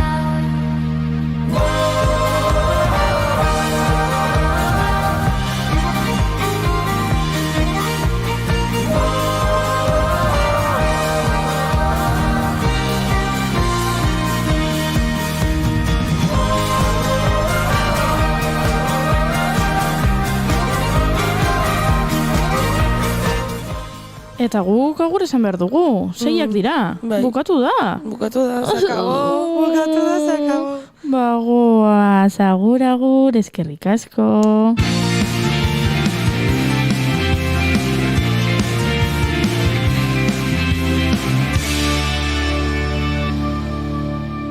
Keep calm and bigarren kafea.